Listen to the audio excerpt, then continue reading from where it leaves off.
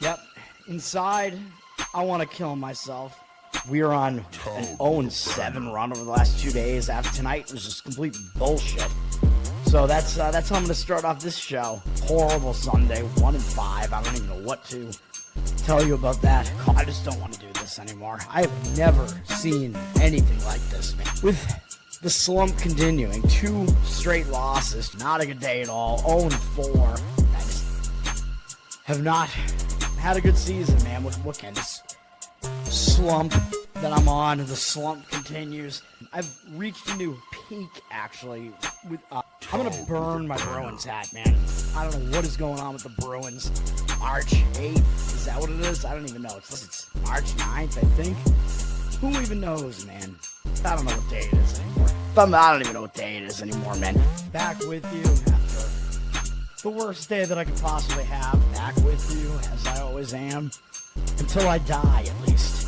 0-2 yesterday, and yesterday did not go well for me. 0-5. The worst month that I've ever had in my 18 years doing this. I don't know what to even tell you about this anymore. What the slump yesterday is. The slump just continues. The slump continues. Somebody fucking kill me, please. I don't even know what I should do at this point other than potentially end it all.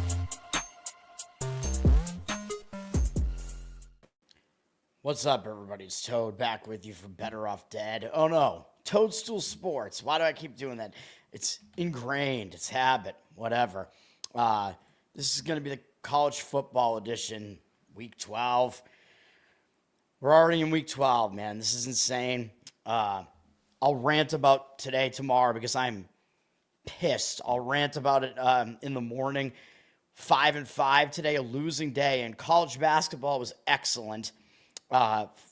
We were, a half point away from being 5-0 in college basketball. We were 4-1. Then everything else just went to complete shit. And I think there were, 4 of those plays were, on the verge of being winners, and they all fall the wrong way. This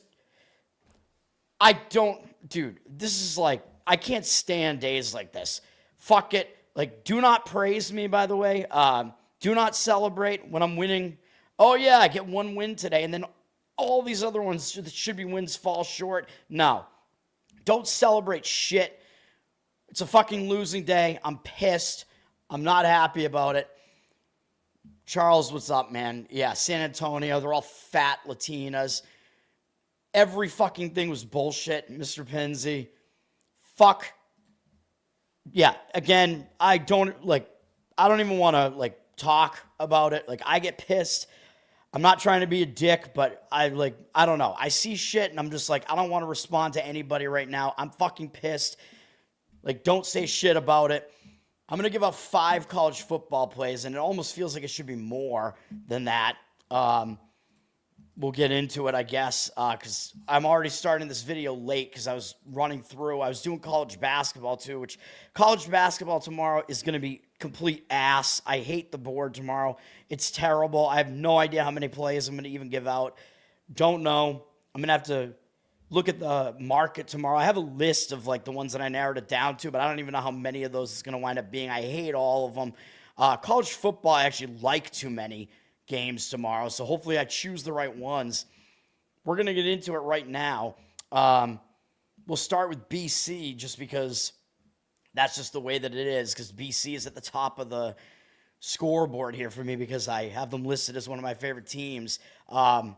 Georgia Tech is playing at BC. Georgia Tech, 16th in the country. Now, Georgia Tech, they're definitely a massively overrated team. There's no doubt about that. BC is, however, horrible. But I think the spot is probably not very good for Georgia Tech. I mean, they finally took their first loss of the season. You know, I talk about this. When a team takes their first loss of the season, that can hang them over into the next game. Now, they did have a bye after that, so that bye might help mitigate that hangover a little bit potentially. So I think that bye might help them a little bit because they did lose to NC State on the road. I mean, you knew Georgia Tech was going to lose at some point, man. It was just a matter of time. They came close to losing some other games. Finally, they did. But they are still trying to get into the ACC championship game, which obviously they could still do because I don't think there are any undefeated teams in the ACC here.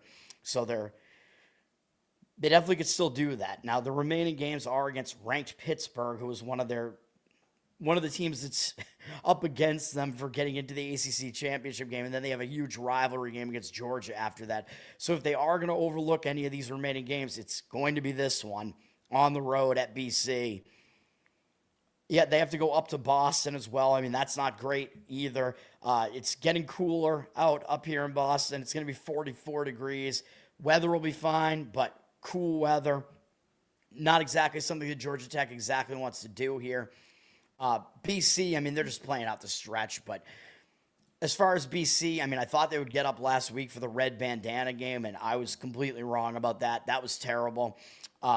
But you still got to think that BC is a team that's going absolutely nowhere. This is their final home game, and it's against a ranked Georgia Tech team. BC could potentially throw a wrench into their season and spoil their season. So I do expect BC to show up one last time here.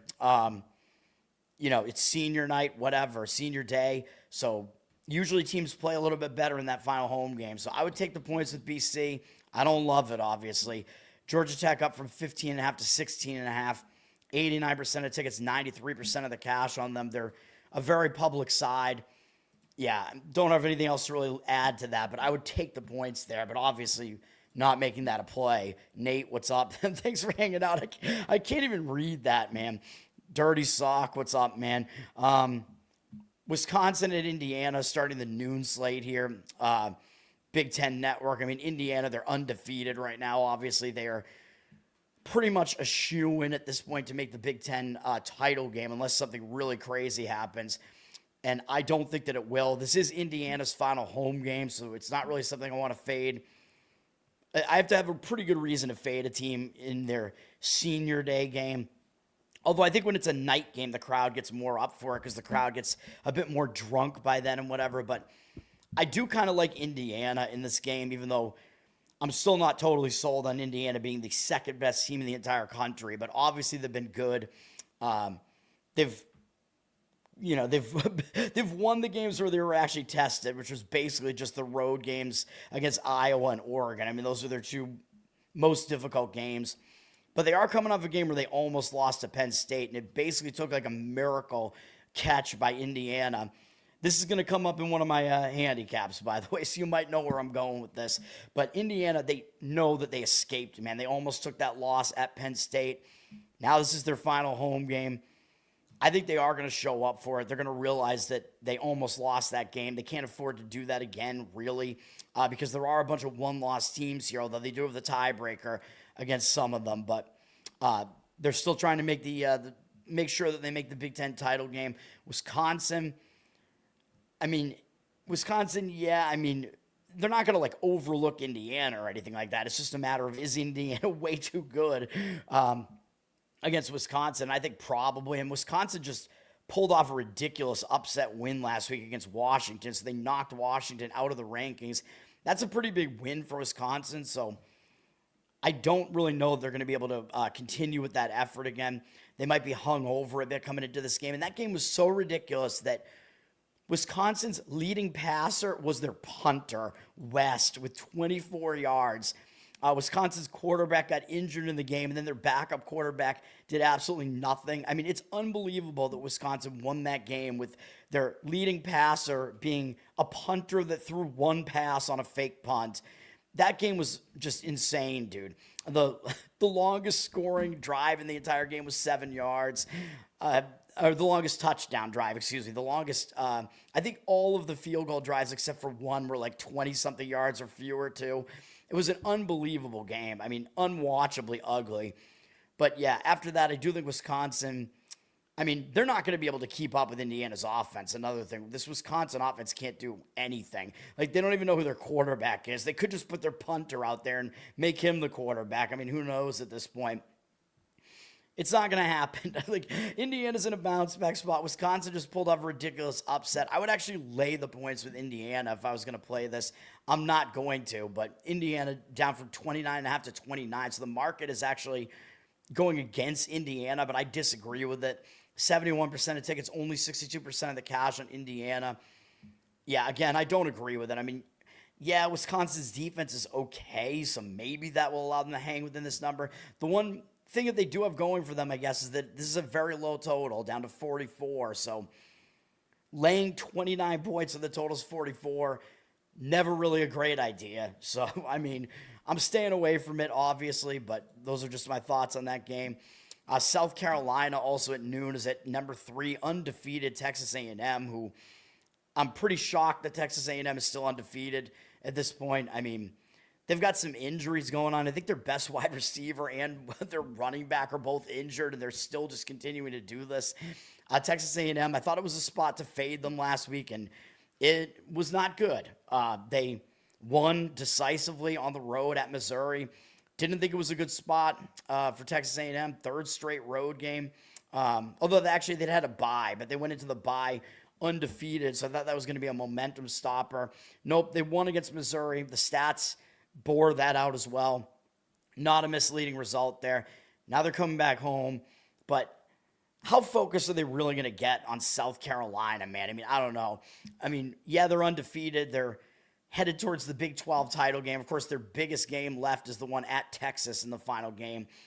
They do have their technically senior night next week against Samford, or senior day, I guess. But, I mean, are they going to consider this game against South Carolina to even be their senior day because it's their final home game in SEC play? I mean, I don't know. It's not something I want to get involved in at all. South Carolina, I mean, with nothing left to play for in the season, they may get up for this game because it is against Texas A&M. And South Carolina did go into a bye on a bad note. They lost 4 games in a row, although they lost to LSU, Oklahoma, Alabama, and Ole Miss. I mean, they lost to a bunch of good teams. South Carolina's had a difficult schedule, so I don't think they're really quite as bad as their record looks, although, again, it's a lost season for them. But this is their biggest remaining game besides, debatably, the rivalry game against Clemson, although I think they beat Clemson last year. But, yeah, I mean, I do expect them to get up for this game. And again, the bye came at a good time for them, I think, late in the season. They lost 4 games in a row, all to ranked teams. So when you're losing going into the bye, you can use that bye to fix some things. So, yeah, I would lean to taking the points with South Carolina in this one. The money seems to agree with that. A&M is down from 19.5 to 17.5. If you do want to do that, you got to get in on the 17.5, I would say, because 17 is a key number. 76% of tickets, only 68% of the cash on A&M. Pretty low total in this game as well at 49.5, although it looks like it's gone up a little bit. But I would lean towards taking the points there. Notre Dame and Pitt will be one of my plays, so I'm going to hold off on that. Michigan at Northwestern, also at noon on Fox. This is a weird game, man. In Michigan, I mean, they have one loss, so there's an outside chance that they can still make the Big Ten title game. I mean, I don't know how realistic these chances are, but for Michigan, it's a little bit more realistic, actually, because they host Ohio State in the final game. So if Michigan is able to win against Northwestern and Maryland, which is pretty likely that they will, they could actually come into this Ohio State game 1 game behind Ohio State. And if Michigan wins that game, I think they would leapfrog Ohio State and get into the title game instead of Ohio State. Michigan, of course, they also have a chance at making the playoff at that point. So I don't think Michigan's really going to overlook opponents at this point. They are coming off a pretty ugly performance against Purdue as well. They went into a bye. So I could see that maybe going both ways here, where Michigan, they went into the bye winning 3 games in a row, so I don't love that because that bye can stop their momentum. But then you could argue that they played like ass against Purdue. Michigan was a big favorite here, 22.5, and they only won by 5. So they didn't do well in this game. Purdue scored with 6 minutes left in the game to cut it to 5, and the game was kind of teetering on the edge for Michigan. So you could argue that maybe that means they actually didn't go into the bye on a good note, and they'll actually come out with some focus here. I could see that argument as well. Northwestern, 1 win away from becoming bowl eligible here, which somewhat of a big deal because they actually didn't get into a bowl last year. I think they did the year before that, though, yeah. So, I mean, they did have a season last year where they didn't make a bowl, so becoming bowl eligible is big for Northwestern, although you got to figure they probably will. Well, I don't know. I mean, their best chance of doing it is their next week's game against Minnesota, but Northwestern, I mean, I doubt that they overlook Michigan. They do at least have one extra day of prep time here because they played on Friday, but they are traveling back from the Pacific Coast. So that's a bit of a concern. And Northwestern, I believe they still don't have a home stadium, right? Like, is that correct?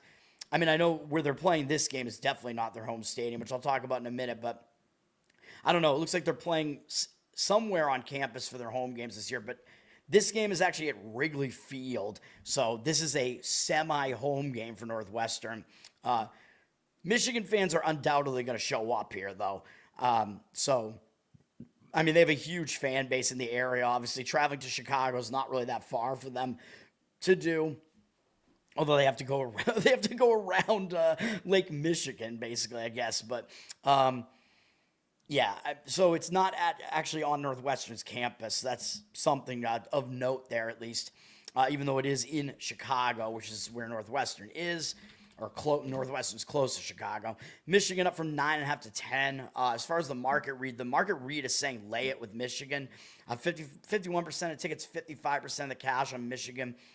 I'm not really going to disagree with that. I mean, I do think that their game was so ugly in their last game that maybe they will actually bounce back from it. Northwestern does have the chance to kind of play spoiler against Michigan, though, so I don't think it's not like Northwestern's not going to show up. I think both teams probably will show up here. Laying 10 points on the road with a low total that's down to 41 also is not exactly something I want to do, or on the semi-road, if you want to call it that. Expected to be a low total game. I will see. And Michigan, I mean, they have struggled on the road, though. When they stepped up in class, they did. They lost to Oklahoma and USC on the road. They did beat Nebraska and Michigan State, though. And Northwestern, I mean, how good are they really? They're probably the only one of those teams that Northwestern is better than is Michigan State, I would say. So, so Michigan, of course, certainly does have the ability to beat them on the road, even though Michigan is still playing with a freshman quarterback in Underwood, and he hasn't been, terrific, I wouldn't say, but they don't exactly need him to be either because Michigan does play defense and run the football as well. All right. Also at noon, South Florida was ranked 24th in the country against Navy. Both of these teams are one-loss teams in the American Conference, so these teams are vying for getting into the American Championship here, where there are no undefeated teams in this conference. South Florida, in my opinion, doesn't deserve to be ranked. I will say that. I just think this entire conference is pretty much BS. South Florida beat UTSA, just hammered them in what I thought was kind of a bad spot for South Florida. Actually, after losing to Memphis the prior game, they still just destroyed UTSA on a Thursday night game at home for South Florida. So they have a little bit of extra time off to prepare for this. But now they're going to be facing Navy, and Navy is a triple option attack, and South Florida has not faced a triple option all year, I don't believe. Although Charlotte, I think, does some kind of weird things, but Charlotte just sucks, so I don't know. UTSA does run the football a lot, but not a triple option. South Florida has not faced a triple option since last year, and they actually lost pretty badly to Navy at home last year, 28-7, although South Florida wasn't as good last year as they are this year, and Navy, debatably, is not as good this year as they were last year.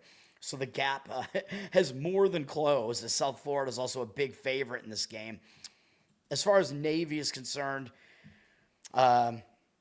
Navy is coming off a game against Notre Dame last week. So Navy does have less prep time here because they played on Saturday. Probably a game they got up for, but they got drilled by Notre Dame, which that was not unexpected. If you saw my show, I thought Notre Dame would just crush them again because that's what they always do to Navy, basically. So Navy has lost 2 games in a row now, but now they're back home, and this is actually their last home game of the season. So got to expect they're going to show up. South Florida prepping for this triple option, maybe a little bit difficult, man. Both teams going to want to get up for this. Navy, the remaining games after this are after a bye. They play Memphis on the road, and then they have the annual Army-Navy game, which is a neutral site game, I believe, in Baltimore. So it is actually closer to Navy, but it's not at Navy's campus, which is in Annapolis. So this is senior day for Navy, so a little bit of extra motivation for Navy. I would probably take the points with Navy in this one. South Florida's a 10-point favorite. Numbers gone up a little bit. They're public, 80% of tickets, 81% of the cash on them. I mean, I could see Navy because Navy's going to run the football here, man. They might be able to maybe stay within this number, although it's a very high total, but the money's coming in towards the under, although it's 62.5, so it's not expected to be a low-scoring game, but still, I don't know. The type of offense that Navy runs is conducive to covering as an underdog. So that's what I have to say about that. I mean, obviously, I don't love that game. Fox Sports 1 at noon. Arizona is at number 25, Cincinnati. Cincinnati still has a shot at getting into the Big 12 championship because they're a one-loss team. Arizona now has 6 wins, which I actually think is big for Arizona because Arizona actually missed out on the bowls last year. So I think that is actually a big deal for Arizona. They were in a bowl the year before that, but Arizona, they're a team that's used to getting into a bowl. Like, that's at least one of their goals every year. And I think after last year, that is a big deal that they got to their 6th win this year. They will be in a bowl this year. Now they got to go on the road to face Cincinnati here. Maybe Arizona will still get up for it and want to play spoiler here. In a way, this is defense versus offense because Arizona's defense has been pretty solid this year, and Cincinnati is basically all offense. So Cincinnati has the better offense here. Arizona has the better defense, if you want to simplify it. Cincinnati hadn't lost since their opening game, and they took a really, really ugly loss to Utah back on November 1st on the road at Utah. I had mentioned I thought Utah was going to blow them out. That did happen. But now Cincinnati is coming out of a bye, so they did go into the bye on a bad note. So sometimes you come out of that bye, you use that bye effectively if you went in on a bad note and you fix some things.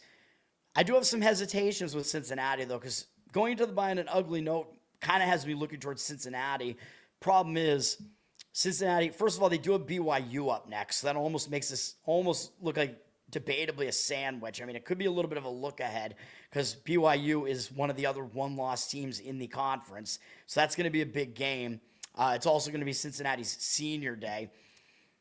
The fact that Cincinnati had not lost since the first week of the season, or actually since week 0, also does worry me a little bit about how they respond to getting basically taken back down to earth by Utah there. So I do have some concerns about Cincinnati in that one. And Arizona does fall into the case where they are the better defense getting points. The money is indicating towards Arizona here. Cincinnati is a 6.5-point favorite. The fact that they're a 6.5-point favorite, odds makers throwing that out there almost looks like they're almost begging you to lay the points because it's below a touchdown. So it looks almost too easy to do it. 59% of tickets, only 56% of the cash on Cincinnati. So market read does say Arizona. Situationally, I can kind of see some arguments for Cincinnati here, though. Like maybe they will have used that bye to fix some things. I'm not really sure they're going to overlook Arizona necessarily because Cincinnati does still have the chance to get into the title game here, so they can't really overlook these conference opponents. And again, it could be a little bit of a letdown for Arizona because they did just become bowl eligible, and they know they're not going to make the Big 12 title game or anything like that. And again, after not making a bowl last year, that is actually kind of a big deal. So I actually slightly lean towards Cincinnati in that game, but the market is saying no, and kind of, and I don't want to have any part of it, really. 3:30 p.m. Eastern, ABC, Oklahoma at Alabama. I'm not sure which game is College Game Day, although I'm guessing it's Texas, Georgia is probably game day, but I'm not really sure.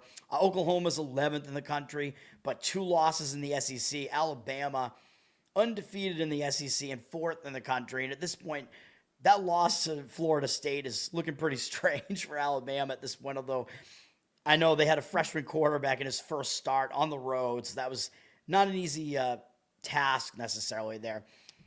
Anyway, this game is a difficult one to figure out, man. Oklahoma, they're coming out of a bye. They went into a bye on a good note, beating Tennessee on the road. That was a nice win for Oklahoma, as I presume they were an underdog in this game. Only of 2.5, but yeah, that was a good win for Oklahoma nonetheless. Oklahoma, if they want to try to get into the playoff or the SEC title game, the playoff, is that a thing? Can they still make the playoffs? Playoffs? Don't talk about it. Playoffs? You kidding me? Playoffs? I just hope we can win a game. Another game. Yeah, I'm gonna be having drops on this show now, baby. I I don't know. I don't know if they still have that outside shot to make the playoffs or not. I mean, you're looking at 2 undefeated teams still in the SEC, though. But Oklahoma, I mean, they're playing Alabama. You got to think they're probably going to get up for it just for that reason. Although the bye could hurt them a little bit because they went into the bye on a good note. So that momentum could be stopped, essentially.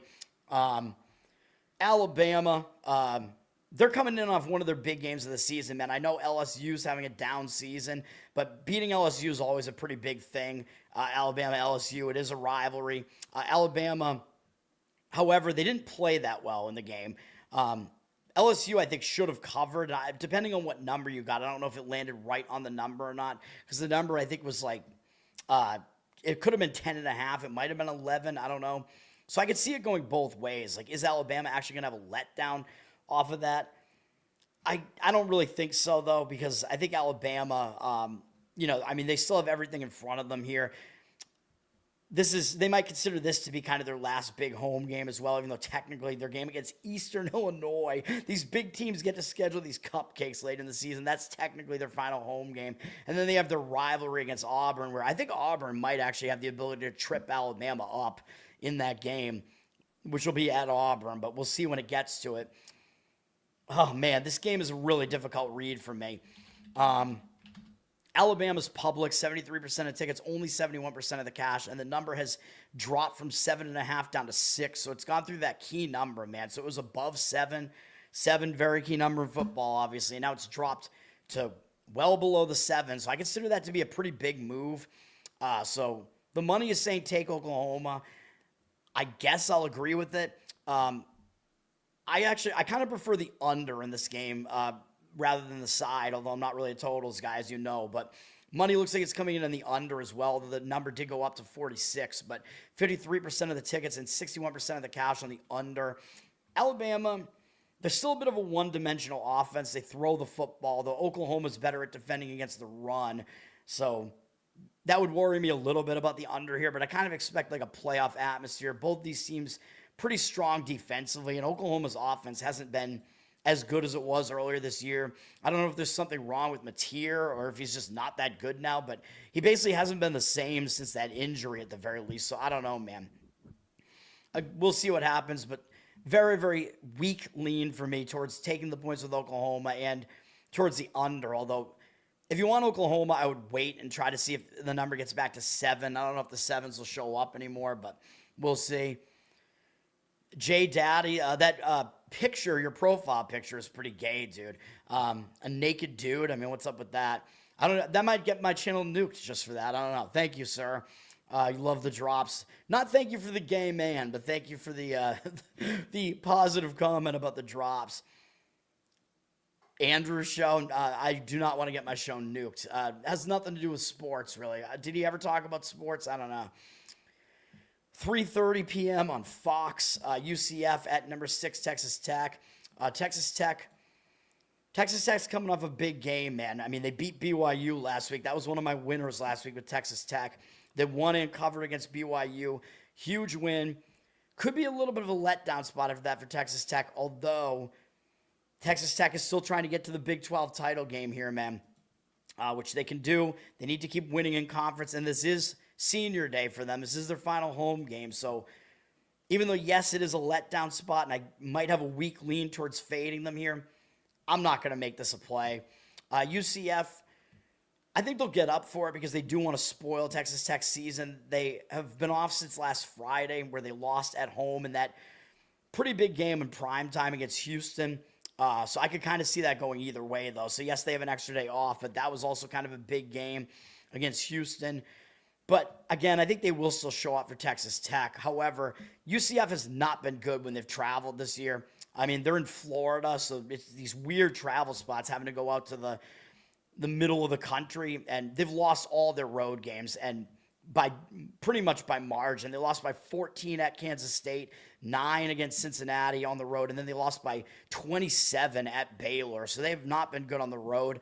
So I do worry about UCF in that respect. They do have the ability to run the football and try to slow this thing down a little bit. So there is that. I'll give a slight lean towards taking the points with UCF, but there's no way I would really want to do it. Texas Tech down from 24 to 23.5 with juice. If you want Central Florida, I would look for the 24 because that is a key number. 86% of tickets, only 84% of the cash on Texas Tech, so they are public. It's a low total at 48, down from 48.5. So if you are looking to take the points, that at least is that's a good indicator at the very least that it's a low total, so the points are going to be more at a premium. All right. NC State, Miami, I'm giving out a play on this, so I'll wait on that. Also giving out a play on Iowa, USC, so that'll come at the end of the show.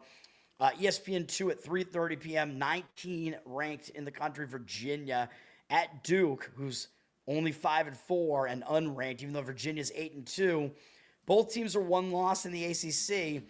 But look at this number. Duke actually opened a 6-point favorite, and they're down to 3.5 now, which I don't even know when that number was out there, the 6. I don't think I ever saw that. I think it was 3.5 pretty much all week. But even at 3.5, you got to think that the public is going to look at this and say, how is an 8-2 ranked Virginia team getting points from Duke, who's only 5-4 and unranked? Like, it looks ridiculous.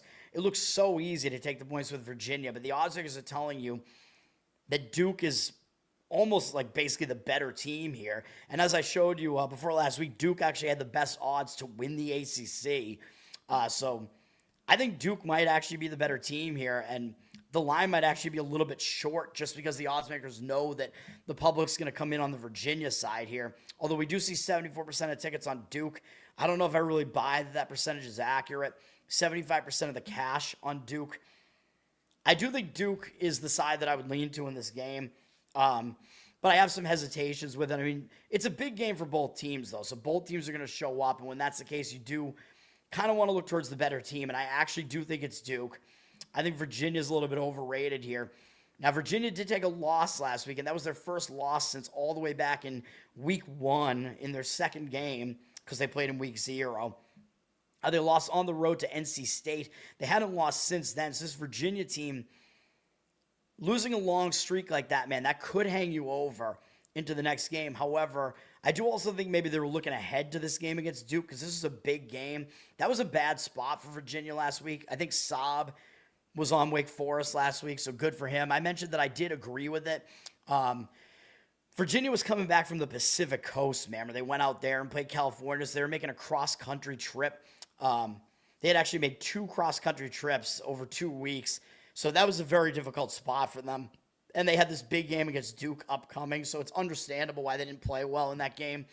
They did still actually outplay Wake Forest statistically. They outgained them by over 100 yards. Wake Forest only had 203 yards of offense, which is pretty pathetic. The reason Virginia lost the game was 3 turnovers. They just weren't focused, but they won the game yardage-wise at the very least. So I could see the argument that Virginia will bounce back from that because that was an ugly loss and an explainable loss. And statistically, they did better than maybe it looked on the scoreboard. Duke, I think, will also show up for this game, though. And Duke also lost last week. One of my winners on the show was UConn because I said that's not even a conference game. So Duke, they're not going to really care about that game as much. They'd come off that big win against Clemson. UConn, not really a place where Duke plays very often. UConn definitely under the radar, although now maybe not so much after that win because now everybody's talking about Fagnano, the Italian man who's UConn's quarterback there, and we'll see him in one of the bowl games coming up. But yeah, and Duke had this game up ahead, so they were probably overlooking UConn because Duke, again, had just won at Clemson, which they hadn't done in decades. And then they had this big game against Virginia up next. So I think both teams got caught in a bad spot last week. I think that kind of evens out. I would probably lay the points with Duke in this game. Again, it's one of those odds maker versus rankings maker mismatches here. It just looks way too easy to take the points with Virginia. New Mexico State at Tennessee, who's still ranked 23rd, but Tennessee probably dream crushed at this point. I think that's the spot they're in. They did go into the bye on an ugly note because they lost at home to Oklahoma, so you could argue they would use that bye to fix some things, but Tennessee is done, dude. They're Tennessee. They made the playoffs last year. Of course, their goal this year is to make the playoffs, and now that they have 3 losses, that's not going to happen. So I think they're in a dream crusher spot here. So I would probably look towards taking the points with New Mexico State in this one. I think if Tennessee is going to show up for any remaining games, it's going to be maybe the SEC games they have left and probably just their final home game against Vandy. Like, I don't think they're even really necessarily going to show up for Florida with how down Florida's been next week. For New Mexico State, though, I mean, can they hang with Tennessee? I don't know. New Mexico State, they did play last week. They lost to Kennesaw State, but they actually played pretty close. And New Mexico State, I think, was like a 10-point underdog in that game. And they actually covered, so they actually played pretty well as an underdog. And I tend to want to look to fade teams that come close to winning as an underdog. So I don't love New Mexico State here either. Justin had mentioned this game, by the way. I see him in the chat tonight, though. For Tennessee, I mean, they're a huge favorite, 40.5. It's probably too many points for a dream-crushed team like Tennessee that if you worry about them giving a full effort here, they're probably not going to be able to cover a number like that. I don't expect them to lose, obviously, but probably they won't cover that number. 79% of tickets, only 76% of the cash on Tennessee. So the market read is saying take the points with New Mexico State.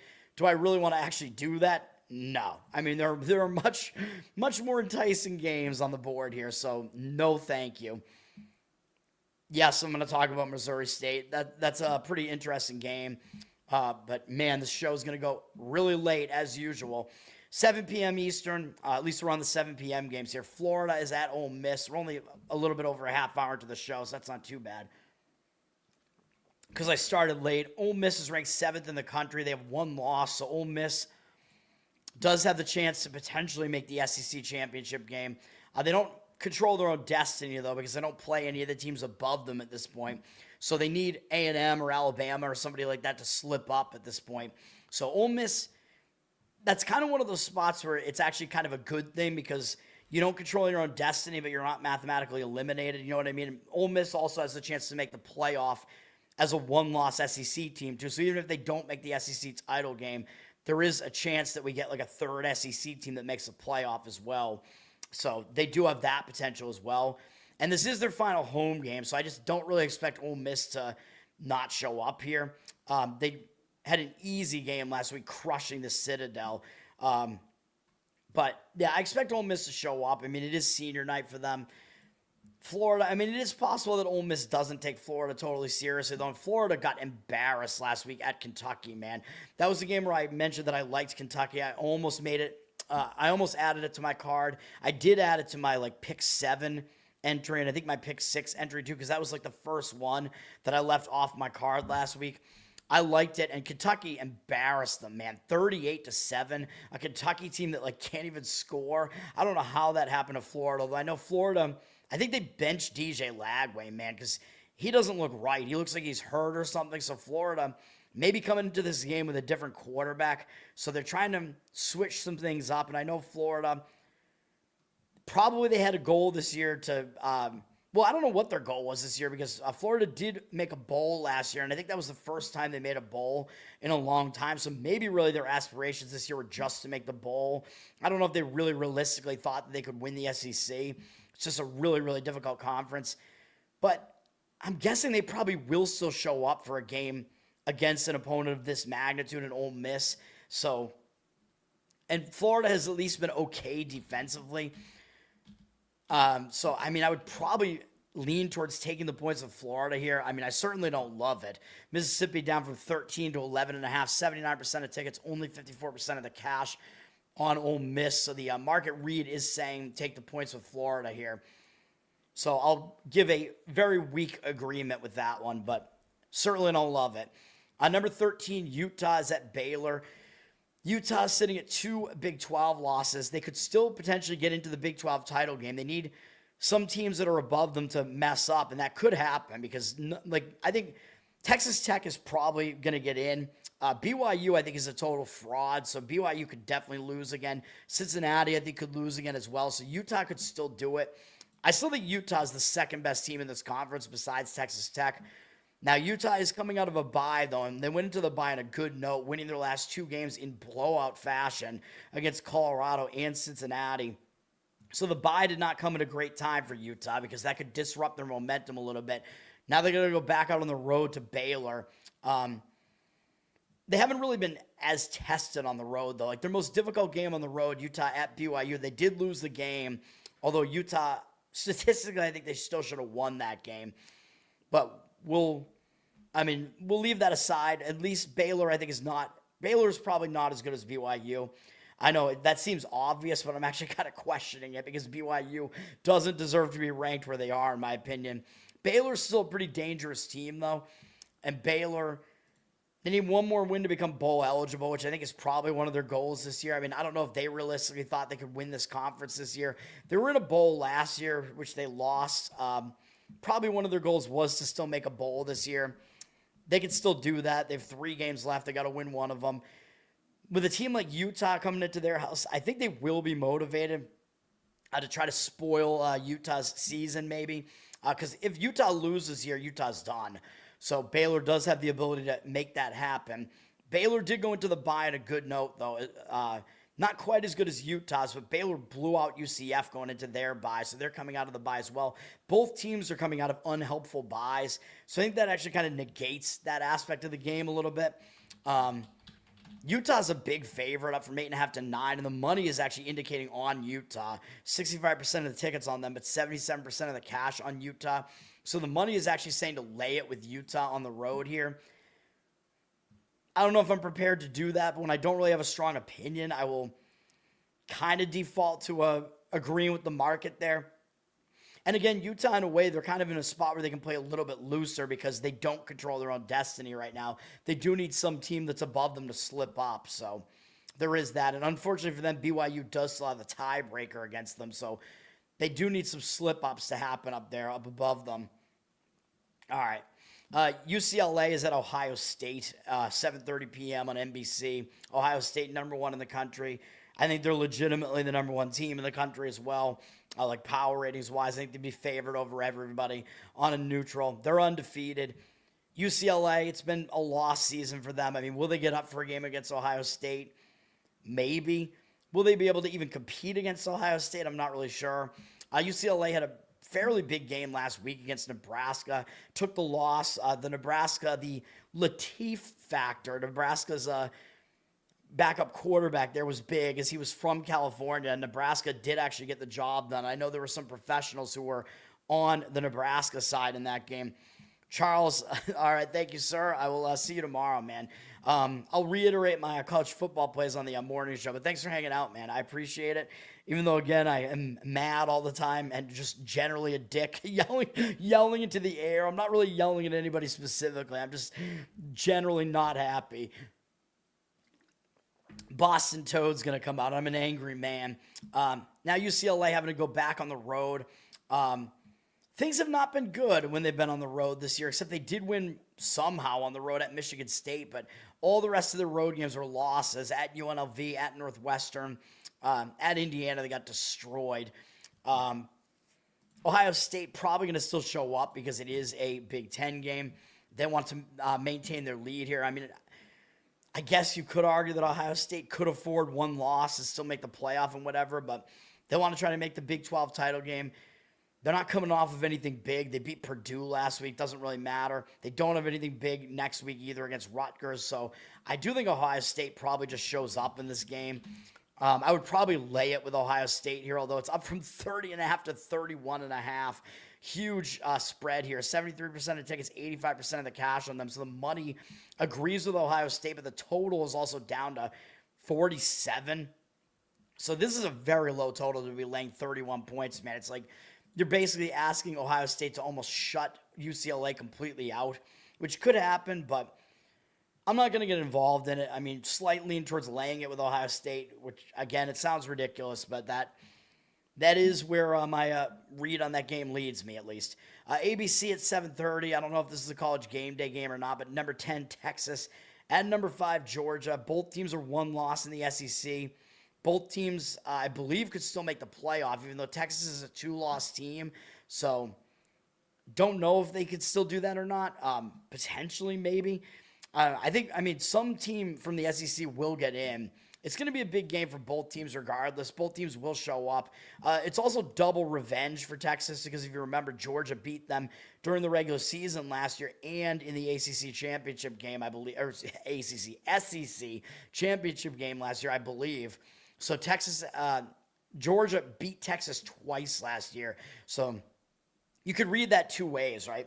You could read that as Georgia has Texas's number, or you could read it as Texas is going to, figure things out and bounce back. Which one of those is it? I don't know. I kind of lean towards Georgia having Texas's number, though, because history does seem to kind of repeat itself with some of these teams. Texas is coming off a big win over Vandy, although Texas almost blew the game. But they did go into a bye after that, so I think the spot is actually negative for Texas. They went into the bye on a 4-game win streak. And again, you don't want to go into a bye on a win streak like that because it could hurt your momentum there. Even though I know they had the huge lead over Vandy and almost blew the game. So normally I would say that could go either way. Like they could be in a letdown spot coming off a big win over a Vandy team that was ridiculously ranked 9th in the country at that point. Or because they were so bad late in the game, you could argue they might even refocus after that. But generally, I think because the bye came in after that, I actually think this is not a great setup for Texas. For Georgia, they played last week and they had an easy win over Mississippi State. So I do think the spot actually does set up better for Georgia here. This will be their final SEC home game, at least, because next week they play Cupcake Charlotte. Overall, yeah, I lean to Georgia in this game. The money seems to somewhat disagree with it. They're laying 6.5, 59% of tickets, only 56% of the cash. So the money is kind of disagreeing with it. The odds makers are kind of in line with what the rankings makers are saying, with Texas number 10, Georgia number 5, Georgia being the home favorite. It's kind of in line with that. I mean, odds makers telling you Georgia's the slightly better team, which I agree with. Both teams have good defenses, though. Texas' offense has really struggled. I mean, Arch Manning, he is not it. So Georgia obviously has the better offense out of the two teams. Both teams are better, I think, defensively than offensively, though. So I think an under does make sense in this game, even though the number went up to 49.5, 52% of the tickets and 62% of the cash on the over. But I actually disagree with that market rate. I think an under makes sense in this game, even though you would think that an under would be correlated with Texas, though, because an under would seemingly be correlated with the underdog covering and Texas being probably actually the slightly better of the two defenses. Texas they're an elite defense. They're just very bad offensively. So we'll see what happens in the game. But those are my opinions on that game. I probably prefer the under to the side, though. And then late night at 10 p.m., 10:15 p.m. Eastern on ESPN, BYU, still ranked 12th in the country, hosting TCU. BYU still can make the Big 12 title game, obviously. They only have one loss on the season. They can still make the playoff. All that is in front of them, but that was a big game last week for BYU, man. And the fact that they took a loss there at Texas Tech, that could hang them over, man. When you are undefeated this late into the season, into November, and you finally take a loss, I think that can hang you over, man. And BYU does have Cincinnati up next, so it is kind of it's kind of a sandwich spot here because Cincinnati is one of the other teams they're fighting with for making the Big 12 title game. I think they might overlook TCU here, man. TCU, they're a 6-win team now, which I actually think is big because I think they missed the bowls. Oh, no, they didn't. What am I saying? They did make a bowl last year. For some reason, I thought they didn't. I think maybe the previous year they didn't. I don't know, whatever. TCU is bowl eligible now, but I don't know. Did TCU have higher aspirations than that? I'm not so sure. TCU, it does set up decently for TCU here because they are coming off a home loss to Iowa State. Pretty ugly, where Iowa State, it was a misleading result, man. Iowa State was winning the game early, and then they basically didn't score again for a long time. They scored in the first quarter, didn't score again until the fourth quarter when they actually went from being up 6-0 to being down 17-6. They scored a touchdown, so it was like, okay, Iowa State's going to cover. But then they actually won on a punt return touchdown. Although I guess you could debate that, Iowa State maybe would have driven down the field and scored again as well. But it was kind of a weird way for Iowa State to win that game outright, man. As far as the yardage in the game, TCU dominated. They outgained Iowa State by whatever that is, like 160 yards. They did lose the turnover battle, but they doubled their first downs, 30-15. They won the possession battle as well. So TCU was actually better in that game than it looked. And they probably will actually show up focused here. I'm almost talking myself into playing them against BYU, man. Should I do it? I do like it. Let me see. What's the number look like here? We've lost a lot of value on it, though. BYU's dropped from 6 to 3 here. 66% of tickets on BYU. So BYU's public. 56% of the cash coming in on TCU. I like it. Man, it's just that BYU, I mean, they still kind of have to remain focused, though, because they can't really lose any conference game at this point because they want to still make the title game. So I'll leave it off my card, but it's close, man. So I do like TCU plus the points there, although you got to take fewer points now, but I would at least try to get 3.5. Maybe you'll see 3.5 show back up tomorrow. You're not going to get that better number 6, though, or even 4.5 anymore, I don't think. But still, I would lean to taking the points with TCU, maybe put a little bit on it. Not on my card, though. Okay. Let's go to some of these other games here that are big. There are a lot of games to kind of talk about here, man. I want to try to run through these. I'm going to talk about Air Force and UConn because I do think on the surface it does look like UConn could be in a letdown spot. I mean, they're already in a bowl, which I think was their goal this year. They're not in a conference. They don't really have anything else to play for. However, even though I think they could be in a letdown spot because they did just beat Duke. That was a big win for UConn to beat an ACC team. But this is their final home game, though, so I don't know that I really want to fade UConn here because senior night is a real thing, man. Senior day, probably crowd's going to show up. I don't know if Fagnano, is he a senior as well? He is. So their star player is also a senior, so that makes senior night matter a little bit more. So, I'm not quite wanting to fade UConn here. They're also facing Air Force here. Air Force has actually been better than I kind of thought they would be this year, man. This Air Force team, they're a triple option attack, obviously, because they're a service academy. They also do throw the ball a little bit. And I thought their defense was really bad this year, but Air Force has actually played well recently. And I think the fact that they run the football a lot helps them maintain the possession of the football, and then they don't overwork their defense as much. How is UConn going to play against a triple option? I don't know. They lost to Rice, which was the triple option attack, the one triple option attack they faced this year. And Rice, I would say not a great triple option attack there. And UConn did lose that game in 2 overtimes, but I thought that was a bad spot for UConn. That one almost made my card. I think I did throw it in my pick 7, pick 6, maybe just the pick 6, because I think the pick 7 doesn't have these small conferences. But UConn had pulled off a big win against bigger brother Boston College. Big New England matchup there on the road. They'd done that. So I think they were in a little bit of a letdown spot, a kind of a weird spot, having to go to Texas and play against Rice. So that kind of explains the loss as well. So I wouldn't necessarily say it was all just because UConn doesn't know how to defend the triple option. But Air Force will be a better example of the triple option. Air Force, for them, though, it is a weird spot having to go east, where Air Force, they did earlier this year to go to Navy, but they're kind of more familiar with that because they always play Navy. So I think every other year they do play at Navy. So that was kind of a different thing. So maybe it's a little bit more of a difficult spot this time, having to go to UConn, which is not really a place they usually play, up in Connecticut, obviously. Which I believe is in Storrs, Connecticut, kind of near the ESPN campus there. So I'm not going to play this game. Slight lean to fade in Connecticut, though. Slight lean to taking the points of the Air Force, but I don't love it. UConn went down from 8.5 to 7.5, so you could still probably get 7.5 on Air Force here. But it looks like 54% of the tickets on Air Force and 54% of the cash on UConn right now. So the money seems to be indicating on UConn, although those percentages are small enough that they might flip come game time. So we will see. Oregon State and Tulsa, I just find to be a little bit interesting because Oregon State lost as a gigantic favorite in that game against Sam Houston, which Justin knows about. Justin, you're going to cover Missouri State tomorrow? Hell yeah.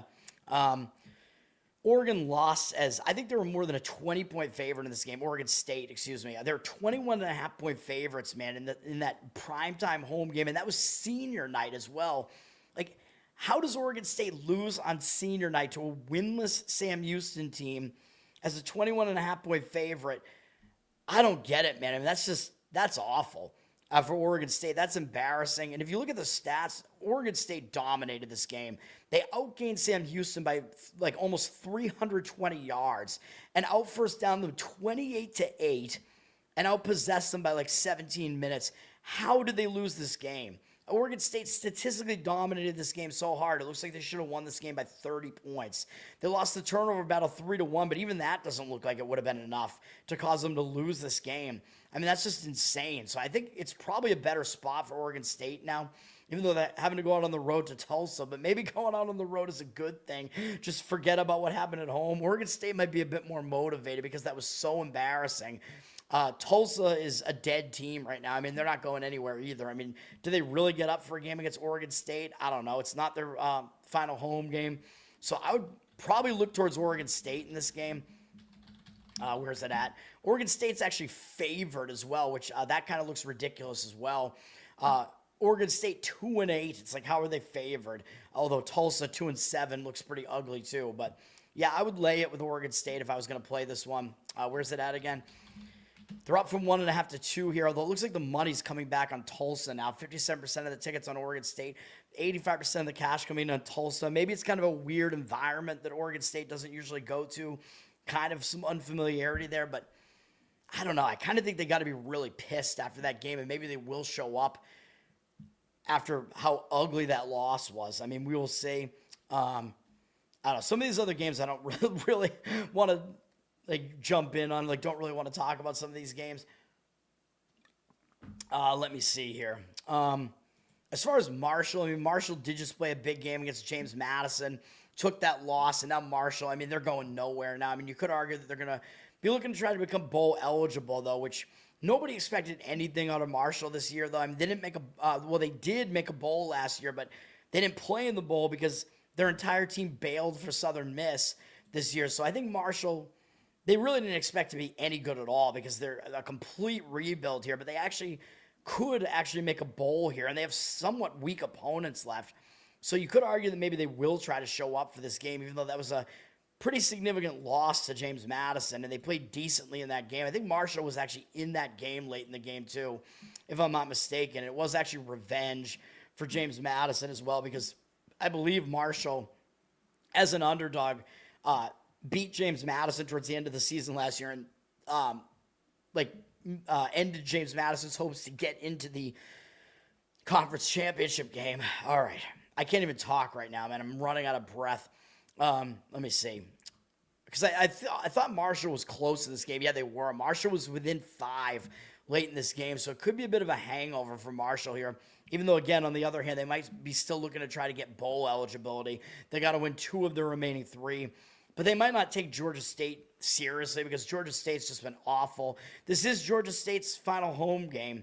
So if they're going to show up for a game, it should kind of be this one. I mean, Georgia State may be motivated for that reason, man.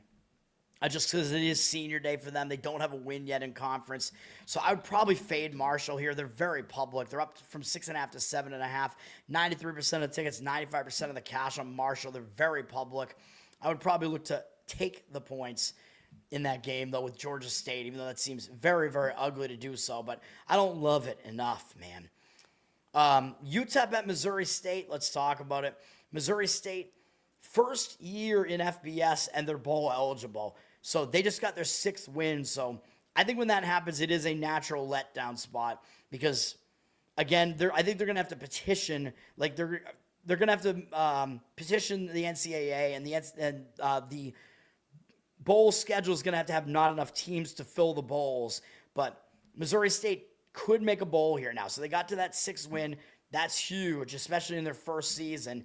So it could be a letdown spot. But not only that, but they did it against Liberty on the road. And Liberty has kind of been the class of the conference. Liberty was the team that was supposed to win this conference. And Liberty still had a chance to do that as they were a 1-loss team. Missouri State basically dream crushed Liberty, man. Because Liberty now with 2 losses, they're not going to make the conference championship now, man. I think they're pretty much a dead team now. I think maybe mathematically it's still possible, but it's not going to happen. So I think this is going to be a letdown spot. I mean, they were 7.5-point underdogs in this game. As far as how the game played out, Liberty actually did outgain them by 76 yards or whatever that is. So It was a slightly misleading result. And after this, Missouri State, where are we at here with Missouri State? They do also play Kennesaw State next week, and Kennesaw State is one of the remaining undefeated teams in Conference USA, so that's going to be a big game as well. Missouri State could still get into the conference championship, though, so maybe Missouri State is not done yet. So that's the one thing that kind of that I hesitate here. I have two hesitations because I like UTEP in this game, but I have two hesitations here. So one is that Missouri State still could potentially make the championship game because there are still a few games left here. Although one of the things they're going to have to do is beat Kennesaw, and that is their next game. So it does look like a sandwich spot here, so I do worry about that still. UTEP, a pretty ugly team this year at 2-7. My hesitation here with UTEP, though, is that UTEP is also coming off a big game as they played the other undefeated in the conference, Jacksonville State, last week, and they lost the game right at the end of the game on a field goal. So UTEP, even though Jacksonville State was actually only a 1.5-point favorite in this game, UTEP took Jacksonville State to the wire, man. That was a big performance from UTEP. Jacksonville State actually outgained them by almost 100 yards in the game, but UTEP was in that game right to the end. They lost on a field goal right at the end of the game. Brutal way for UTEP to lose that game. Now they have to go to an unfamiliar venue because Missouri State is new to the conference. So those are my hesitations with giving out UTEP as a play here. I thought I was going to at first because it looked like a pretty significant sandwich spot. So I will still lean to taking the points with UTEP, but it does not make my card. Missouri State up from 4.5 to 4.5 with juice. So the money is actually kind of coming in on Missouri State here. 80% of the tickets, 90% of the cash on them. I will disagree with it. They are still public, so I would still lean towards fading the public in that one with UTEP plus the points. It also almost looks too easy to lay the points. Like, why is Missouri State, who is 6-3 and they're 4-1 in conference, why are they only laying 4.5 at home to 2-7 and 1-4 in conference UTEP? So it does almost look too easy to lay the points with Missouri State in that one. So I have a hesitation for that reason as well. Colorado State at New Mexico is an interesting setup here where I was considering this one. New Mexico, they just went into UNLV and they beat UNLV. Obviously in an upset, even though I've been talking about how UNLV is overrated all year. I was only a 4.5-point upset. But New Mexico, they played well this year, man, even though I think they're in a rebuild season. They went in and they beat UNLV, pulled off the upset, and it's even bigger than that because New Mexico got their 6th win, and that means they're bowl eligible. And if you can correct me if I'm wrong, but I look back, and I believe New Mexico has not played in a bowl since 2016. So that is actually really, really big for New Mexico to get a 6th win, where I think they were thinking that they weren't going anywhere this year, and now they're bowl eligible, and they did it by pulling off an upset, and they're also coming out of a bye now because they went into the bye in a 3-game, well, they went into the bye, and I think the bye is a bad thing because they went into the bye on a 3-game win streak, including finishing it with that crazy upset of UNLV, although not that crazy on the as far as the odds makers are concerned, but still big deal when you go into UNLV and beat them when UNLV has been atop this conference the last couple of seasons. So there are a lot of indicators to fade New Mexico in this game, man.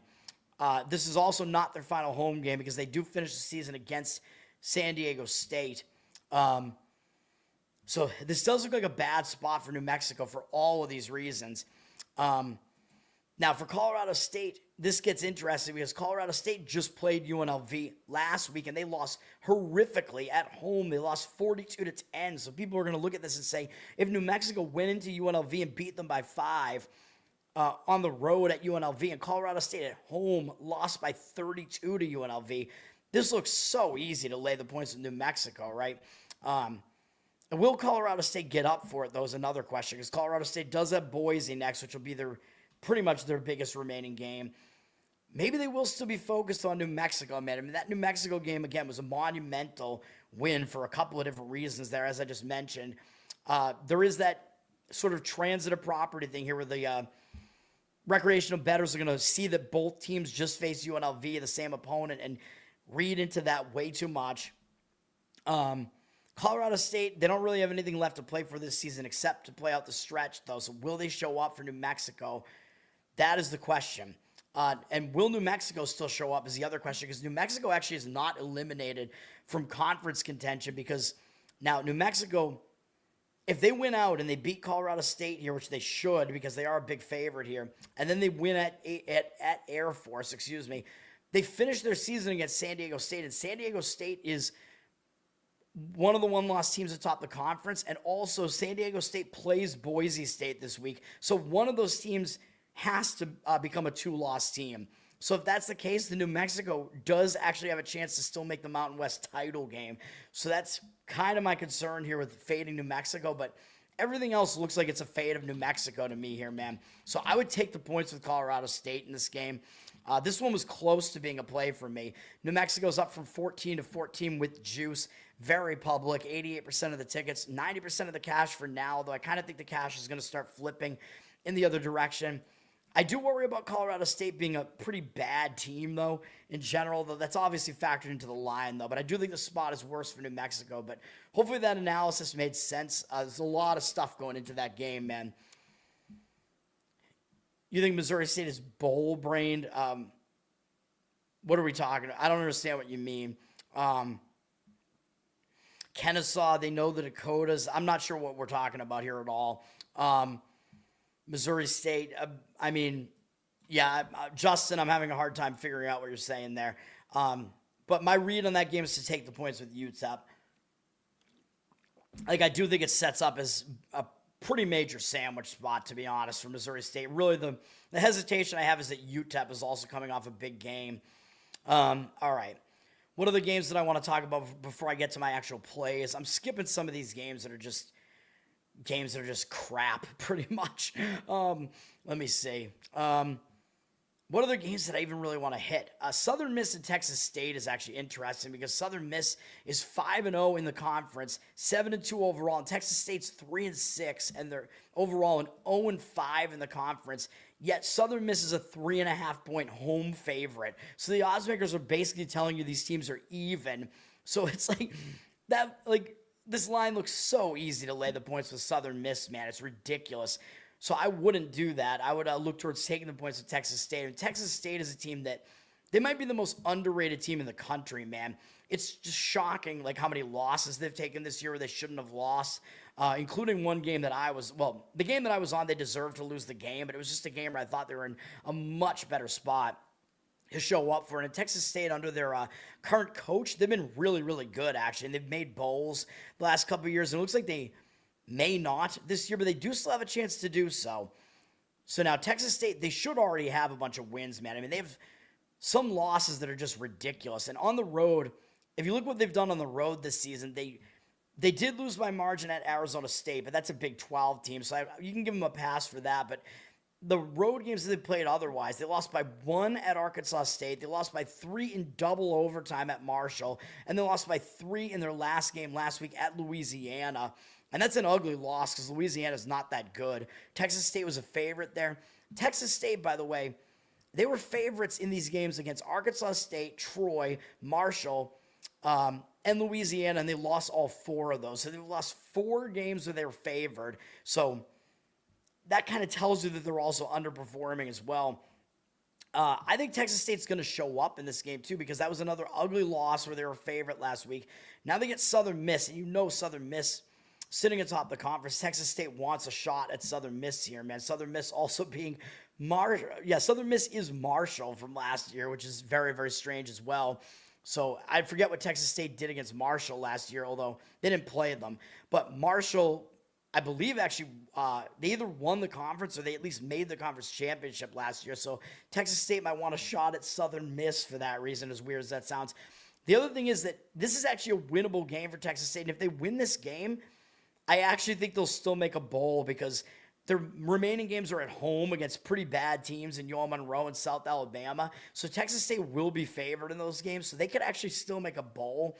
So everything is in front of them here. Whereas for Southern Miss, they have padding in this conference, man. So they have a 2-game lead over Arkansas State and Troy now because Troy lost the other day from me, unfortunately. Southern Miss, I mean, they can afford to slip up here a little bit and they also have Troy at the end of the season. So basically, as long as they beat Troy at the end of the season, and they already beat Arkansas State on the road, so they have the tiebreaker against Arkansas State. So it's almost impossible for them to lose this division. the Sun Belt West, which of course winning the division means they're going to make the title game here for the conference. So they honestly don't have that much left to play for here. They have to win against Troy basically in their final home game, kind of, depending on if Troy even catches up to them. Like, they might not even need to win that game, depending on what happens here. So, yeah, I don't like it, man. The only thing that gives me a little bit of hesitation is that last week Southern Miss did play against Arkansas State, and they played ugly in the game. I mean, this Arkansas State team, not really that great. Southern Miss was a 6.5-point favorite, and they only won by 6. And it was a close game. I think it was a not high scoring, but it was a high yardage game where both teams put up a ton of yards. Arkansas State, though, had 6 turnovers in the game, and Southern Miss was only able to win by 6. That's kind of a red flag, even though Southern Miss did outgain them by 70 yards or whatever. The fact that they were +4 in turnovers and they couldn't really take that much of advantage of it, that's not that good for Southern Miss. And again, Southern Miss is Marshall from last year, and I had such problems with Marshall because I kept saying how overrated Marshall was last year, and they kept beating me, which sucks. I'm almost tempted to add this to my card, man, even though I think we've lost some value on the number here. But yeah, now, that was actually a big game, though, for Southern Miss to beat Arkansas State, because Arkansas State was a one-loss team in their division. So the fact that Southern Miss beat Arkansas State means that they have a 2-game lead plus the tiebreaker on them now. So that was actually a big game for Southern Miss. You know what? I am thinking I might want to add this now. Oh, my God. I'm thinking about it. Yeah, I kind of want to do it. Man. Yeah, the public is definitely on them. Saab, you're on Texas State. Louisiana Tech against Washington State. I looked at it, but I'll talk about it, I guess. It didn't jump out at me, though. It didn't really jump out at me as being a game I wanted to do anything with. This game, I kind of do, though. Let me see. Do I want to add a 6th play here? Southern Miss is down from 6.5 to 3, though, so we have lost a decent amount of value on this, which I don't love. Because the games I've given out, we have not lost as much value. So being, very... I'm being very selective this time because I like a lot of games this week. The best we can get on this game right now is 3, not even a 3.5. I'm going to leave it alone, but I like Texas State here, man. Texas State has also let me down way too much this season, even though I think it was just that one game. Memphis at East Carolina. This looks weird, too, because East Carolina is a couple games worse than Memphis, and East Carolina is actually favored in this game. For Memphis, you could argue that they're in a dream crusher spot now because they just took their 2nd loss in conference, losing to Tulane in primetime. That was a pretty big loss to take, man.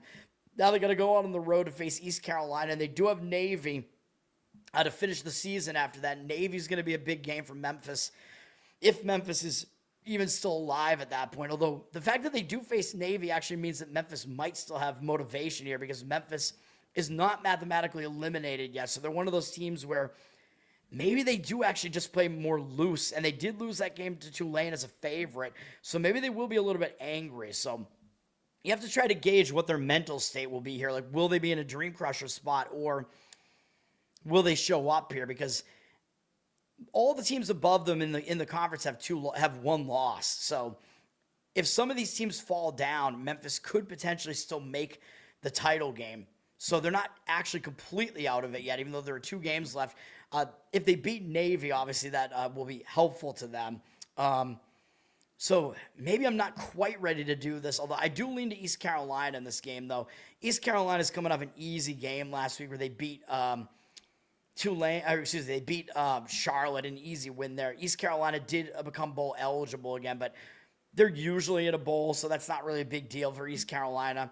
East Carolina, they're actually a one-loss team, so they could actually make the title game as well, though it does mean that Memphis kind of needs to beat them to knock them down to a 2-loss team, and then Memphis would have the tiebreaker against them and overtake them. But it is also senior day for East Carolina, so it's their last home game of the season, so that's extra motivation. So I kind of see factors going both ways here, man. I would lean to East Carolina here. The money's actually kind of saying differently. I'm going to stay away, but it does look too easy to take the points with Memphis, though, being the team with the better record and getting points, or East Carolina's up from 2.5 to 3. 52% of the tickets, 64% of the cash on Memphis, though, so the money is saying Memphis here. I'm going to stay away, though. Tulane could be in a letdown spot because they did just beat Memphis. That was a huge win for them. Temple is up next for them, and Temple has been pretty good in this conference, too. Although, actually, Temple dropped down to a 3-loss team, so that's not as big of a game as I thought it was. But you could argue Tulane's just simply in a letdown spot after that big win in primetime on the road at Memphis. But Tulane is still trying to make the conference championship game, man, so maybe they won't overlook FAU here. This is not Tulane's final home game, though. They can also beat FAU without covering, of course. FAU is in a better spot here because they just beat Tulsa. I mean, no big deal there. They probably will try to show up because they do have the chance to maybe play spoiler against Tulane, because I think if Tulane does take another loss, they will be screwed. Tulane up from 15.5 to 17.5, 60% of the tickets on them, 55% of the cash coming in on FAU. I'll agree with that one, especially at 17.5. I would agree with taking the points with FAU. Do I love it? Not enough. I mean, I do think it's a letdown spot that Tulane is in, though. East Carolina cannot defend explosive plays. Saab, you have East Carolina. I do agree with that one. UNC at Wake Forest. Wake Forest, I mean, man, Wake Forest, they became bowl eligible, which I think is actually big for them because I didn't actually look. Like, when's the last time Wake was in a bowl? I think it's been a while, man. I mean, I could go back and look. They were in a bowl actually in 2022 was the last time Wake was in a bowl. So it's been a while. So getting a 16th win is big. And not only that, but they did it on the road as an underdog against ranked Virginia. So that was a huge win for Wake Forest. And in addition to that, Wake sucked in this game. Wake only had 203 yards of offense. Virginia shot themselves in the foot because I think Virginia, as I said, was maybe looking ahead to the Duke game. Virginia had 3 turnovers in the game. So Wake won that game despite getting outplayed, basically, and not playing that well. Now they host North Carolina. It is their last ACC home game, though, because they have Delaware up next, which is their final home game. So technically Senior Day is against Delaware. But the thing that gives me pause on fading Wake here, though, and saying that, yes, they're definitely in a letdown spot is that Wake Forest does consider themselves to be a little brother in North Carolina. So I think just because it's North Carolina, I think they might actually still show up for this game against North Carolina. So that's the one hesitation that I would have in fading Wake here. North Carolina, they're on a little bit of a mini run here, beating Syracuse and Stanford. I mean, not really impressive, but they're starting to play better, especially defensively. So the Belichick experiment is actually at least doing something.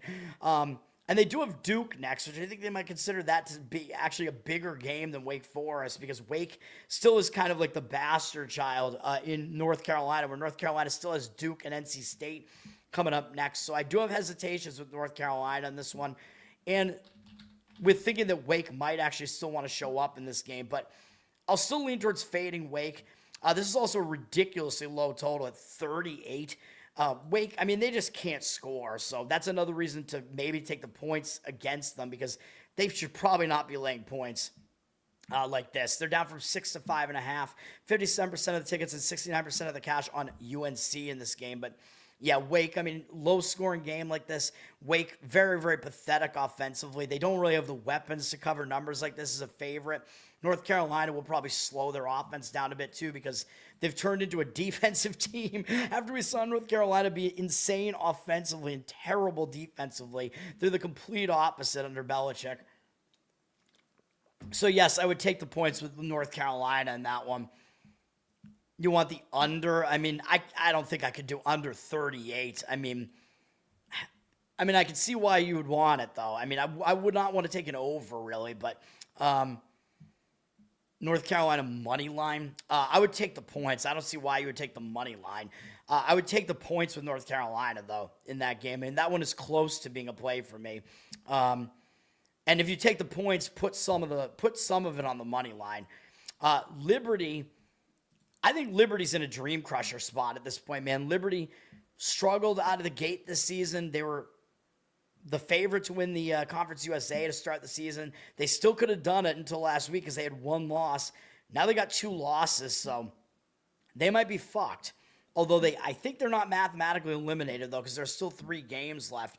But it's looking close to Dream Crusher territory to me, man, with that loss against Missouri State. Although you could argue they're going to be angry about it and show up because they lost as a favorite. So I could see it going both ways, but I kind of lean more towards the Dream Crusher phenomenon here. Florida International is their opponent this week, and this is not their final home game. They're coming off an easy win over a very bad Middle Tennessee team last week.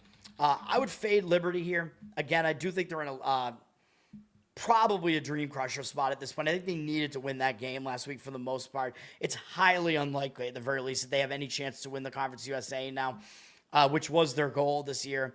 I guess you could argue they still have an eye on winning, on getting bowl eligible, but I mean, they're used to being in bowls. They've been in bowls the last few years, so they were supposed to win the conference this year, so they are a disappointed team. Assuming that they're not going to win the conference now. Mathematically, I think they are technically not eliminated, which is kind of my hesitation here. But I would take the points with FIU. It also looks too easy to lay the points with Liberty because Liberty's still got that name recognition. They're up from 2.5 to 3 basically here. 52% of the tickets on them, 76% of the cash on FIU. I would take the points with FIU in that one. Coastal Carolina at Georgia Southern. There's a lot to talk about in these late season games, man. Coastal is at 6-3 and 5-1 in the conference. And yes, they're bowl eligible. Though I don't know how big being bowl eligible for them is because they are a program that has been in bowls recently.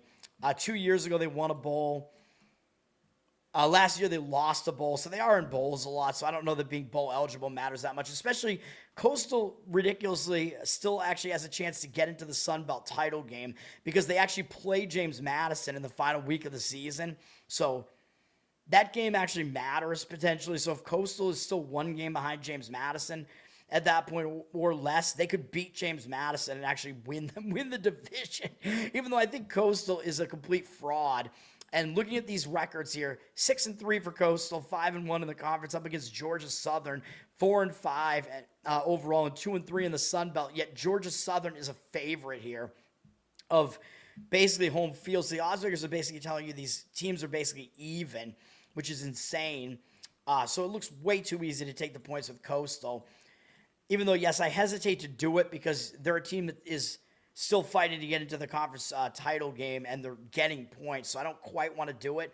But Coastal, again, I think they're fraudulent. Like, they really have not faced a difficult schedule. Coming into conference, they faced UL Monroe, App State.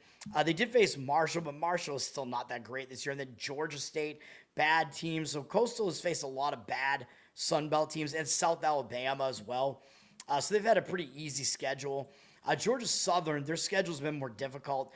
They did have to go to the Pacific Coast twice to open the season, Fresno and USC. That's not easy. And then in conference, they actually beat Jacksonville. Or no, that was CUSA. Wait, Jacksonville State. Are they in the CUSA now? Yeah. But beating Jacksonville State's a decent win for Georgia State. And then they already had to play James Madison. They lost that game. They played Southern Miss already and lost that game. So they've played more difficult conference opponents as well. And they played last Thursday at App State and barely got by that game. So I think they have extra time off here because Coastal played on Saturday. So a little bit extra rest there for Georgia Southern as well. I would lay the points with Georgia Southern still if I was going to do this. Up from 2.5 to 3, 56% of the tickets, 67% of the cash on Georgia Southern. Michigan State, I'll talk about that game eventually. You're on Georgia Southern. Yeah, you're Saab. I think you're not restricting yourself enough, I would say. Even though I think if I splashed the board, I would probably win, but I'm trying to be very, very selective here. I will say that Purdue at Washington, Purdue having to go out to the Pacific Coast seems like a weird spot here, man. I mean, I don't think they've done it this season, so it's not a good spot for Purdue. Purdue is not going anywhere. They're not going to become bowl eligible. They do have their final home game against Indiana, which is a big game because it's an Indiana rivalry. Don't know that they're really going to pay attention to Washington here. Washington just had that horrendously ugly loss at Wisconsin last week, so I kind of expect Washington to show up here after a bad loss like that, and it's a weird travel spot for Purdue. I would lay it with Washington in this one. They're sitting as a 17.5-point favorite. 87% of the tickets, 94% of the cash on them, so the money seems to agree with it, even though they're public. Just running through a couple of these games quick. Delaware at Sam Houston. We know Sam Houston pulled off that absurd win last week. So on the one hand, you could argue that that gets the monkey off their back finally, where they're no longer winless. They finally have a win. But they were on the Pacific Coast. They're having to travel back into Texas now, and they pulled off a 20-something point upset here. So I think it is a letdown spot here for them. I don't know what happened to Hunter Watson, though. Did he get hurt in the game? As he's Sam Houston's quarterback. He didn't even play, I guess. So Sam Houston, I guess, just benched him because he hasn't been effective enough. I don't know, man. Now they get Delaware. I mean, Delaware might be a little bit more motivated, though, because Delaware is a 5-win team here. And if they get one more win, they're going to be technically bowl eligible in their first season in the FBS. They'd have to petition, like I mentioned with Missouri State, but that would be big for them. So I do actually expect Delaware to show up, although they did just beat Louisiana Tech last week, which was a big game, I think, for Delaware, as they were an underdog there. But the spot to me is a lot worse for Sam Houston.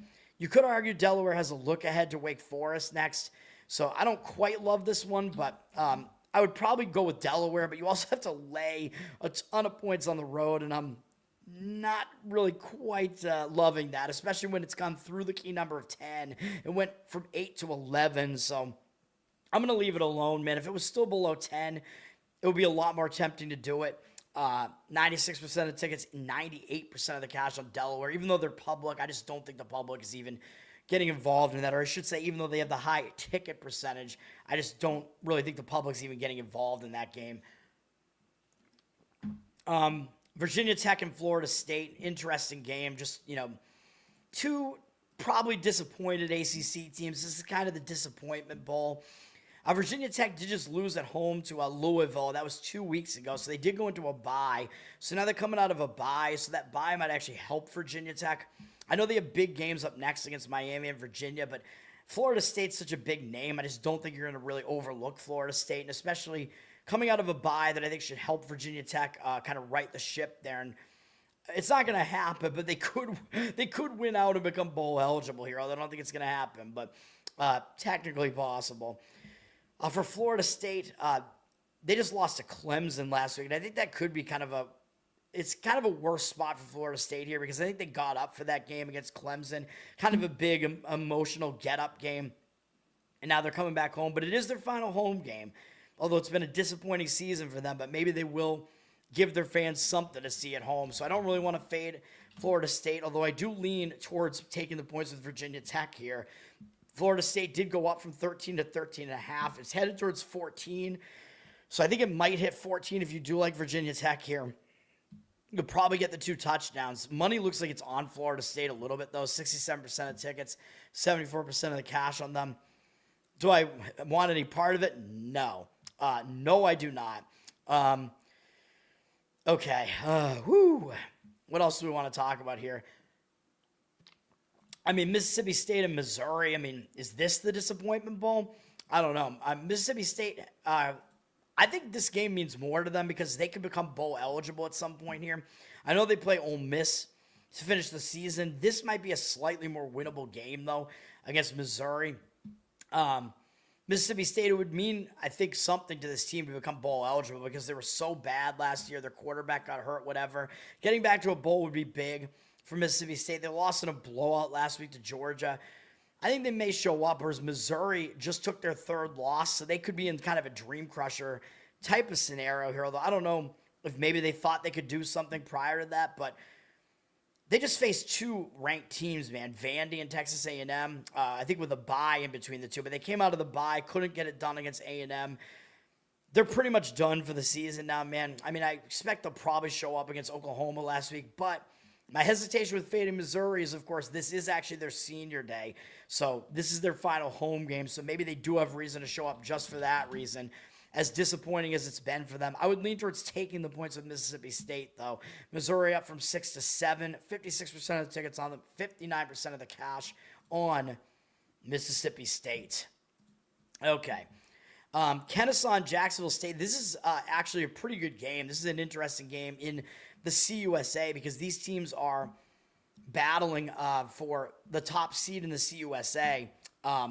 Whichever team loses this game is going to have to, defend themselves for the rest of the season to try to make sure they get into the conference championship. Whichever team wins this game is highly likely to get into the conference championship. Both teams being undefeated in conference right now. It's been a good run for both these teams. Kennesaw coming kind of from out of nowhere, as I think they were new to FBS last year. They're rolling, and last week they almost lost to New Mexico State. And I talked about how I thought that was kind of a bad spot for them, maybe looking ahead to Jacksonville State, coming out of a bye, which I thought was kind of a momentum killer. So I mentioned I liked New Mexico State plus the points last week. They did get it done, losing only by 3. So Kennesaw had kind of a lackluster game. I think it was because they were looking ahead to this, though. So this game they will show up for. For Jacksonville State, I think they might not have expected a whole lot this season either because they lost Rich Rod and whatever. They're on a bit of a roll, too, and now they're coming back home for this one. So I do see both teams showing up for this one. So it is an interesting one. I don't really know if I have much of an idea on this game, although Kennesaw, interestingly, is a road favorite here. So I would probably actually lay it with Kennesaw in this one. It looks like Jacksonville State is a public home underdog here, which is a red flag to me. That's a team that you do want to look to fade. 60% of the tickets on them, only 50% of the cash on them, with the odds makers telling you, shockingly, that Kennesaw is actually the better team, up from 2 to 3 now. So if you do like Kennesaw, you got to try to lay the 3 before it gets to 3.5 on that one. I probably agree with it, but that one doesn't make my card at all, obviously. I mean, I just thought that's a big game. It's an interesting game at 8 p.m. Eastern on ESPNU. Louisiana Tech and Washington State.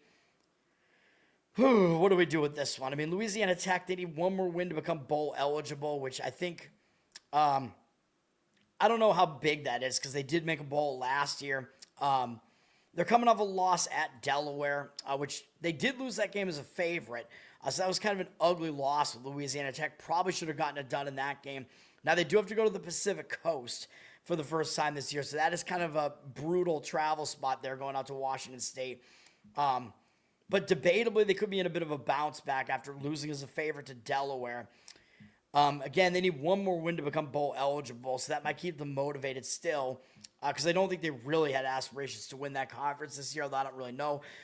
Washington State, they're coming out of a bye where they lost to Oregon State, which was kind of an ugly loss, although I mentioned this game before it happened. I liked Oregon State in this game because Oregon State was undervalued because their record looked so bad, but they'd played, I think, a more difficult schedule, and they got the win.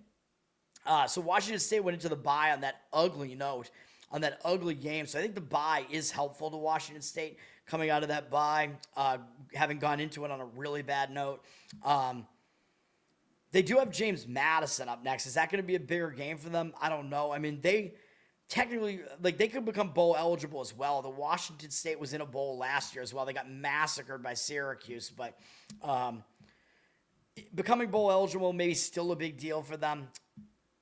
I struggle with this game, man. I mean, I agree it's a better spot for Washington State here. I would probably lean that way. I think the bye is helpful. The travel spot doesn't look good for Louisiana Tech. I don't think it's strong, and not enough for me to make my card or whatever. Money is coming in on Washington State, but also if you like them, you could have laid 6.5, and now it's 7.5. So you're losing the best of the key number there if you do it. So I don't love that either. It doesn't look like you're going to get a 7 anymore either because the higher ticket percentage is also on that side. So I don't think that number's coming back down. I think if you wanted it, you had to have gotten it earlier because the 7.5 is not something I'm interested in laying here. 79% of the tickets, 98% of the cash on Washington State. The money is on that side. I agree with it, but not that strongly. And again, I just don't really, I don't love losing value like that through a key number either. Washington State, good at home, ATS. Yeah. Washington State, the other good thing about them is that they had done a bunch of travel, so that was a good time to get a bye because they'd crisscrossed the country a bunch. Louisiana had to switch to bus travel. Oh, okay. I didn't realize you had said that. Yeah, well, I saw that you had said that, and I was like, wait, what is he talking about? All right, yeah. That does make it worse. So what? Why was that the case, though?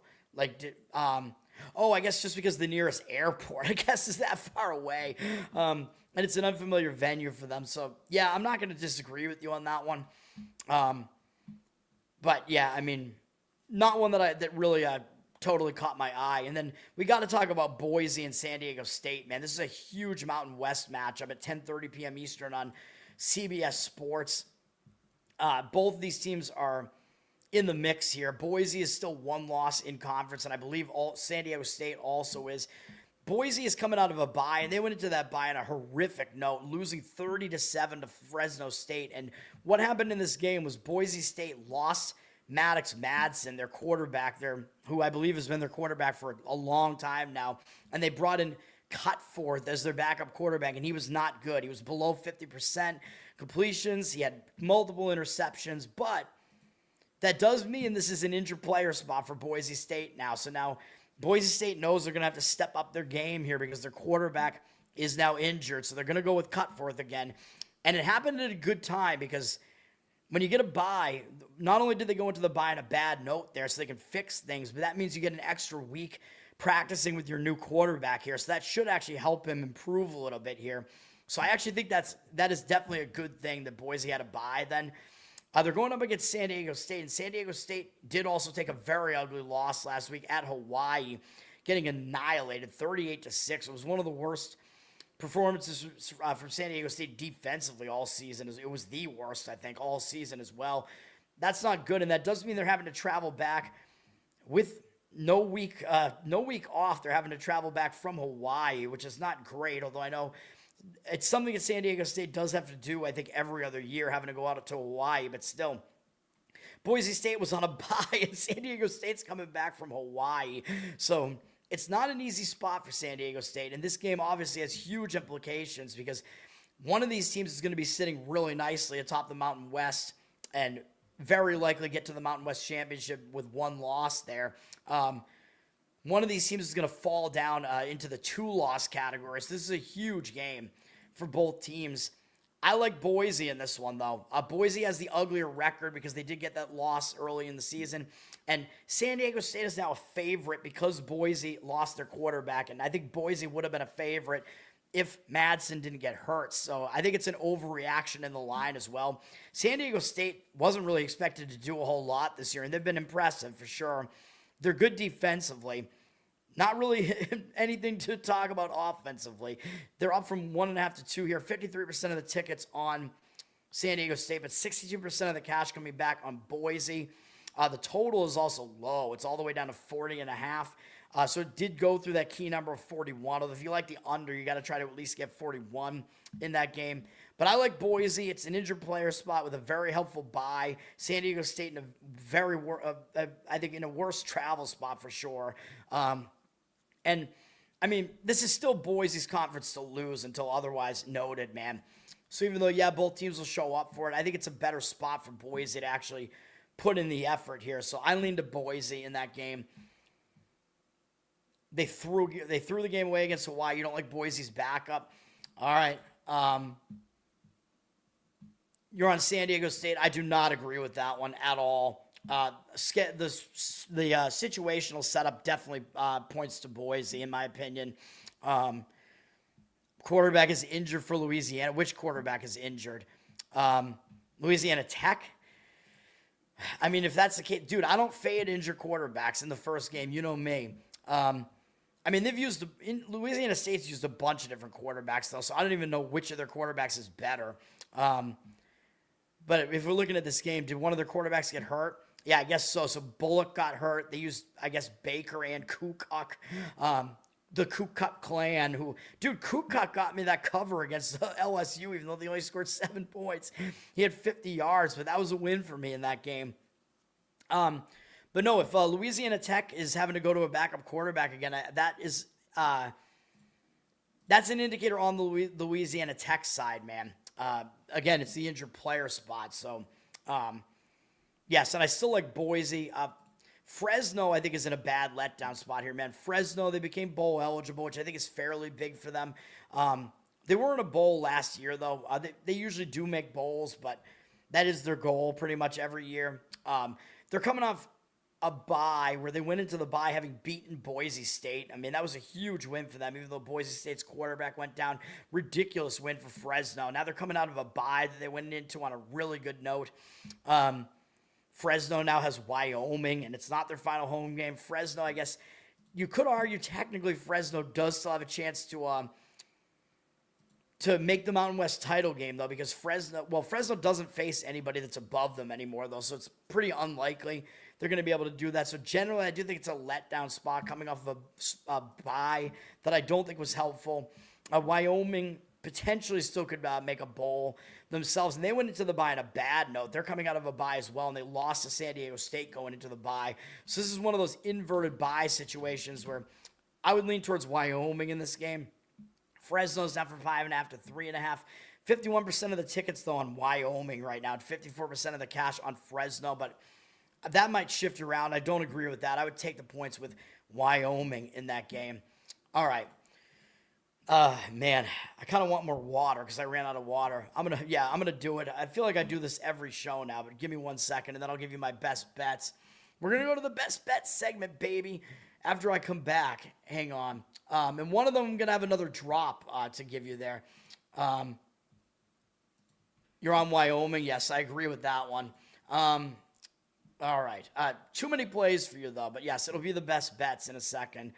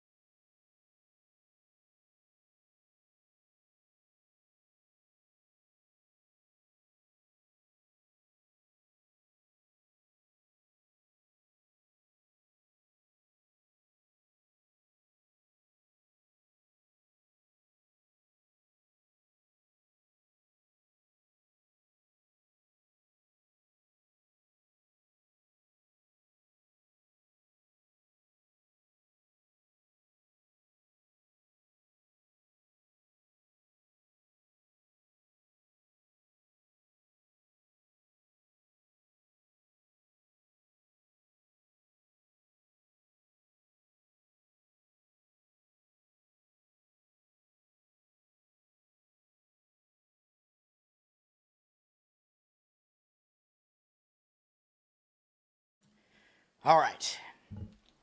Back to it, baby. All right, let's go. Best bets. All right, first one up. I mean, you guys might be able to guess what some of these are because obviously the ranked matchups I haven't talked about are involved here. First play up is going to be Notre Dame. Actually, wait, why did I put ND? Notre Dame minus the points. Hold on. I'll spell it out because I usually do. Notre Dame minus the 12.5. This is at Pitt. I mean, first of all, Pitt sucks, okay? Pitt, they are the Pitts. Do they deserve to be ranked 22nd in the country? Absolutely not. This is a noontime game on ABC.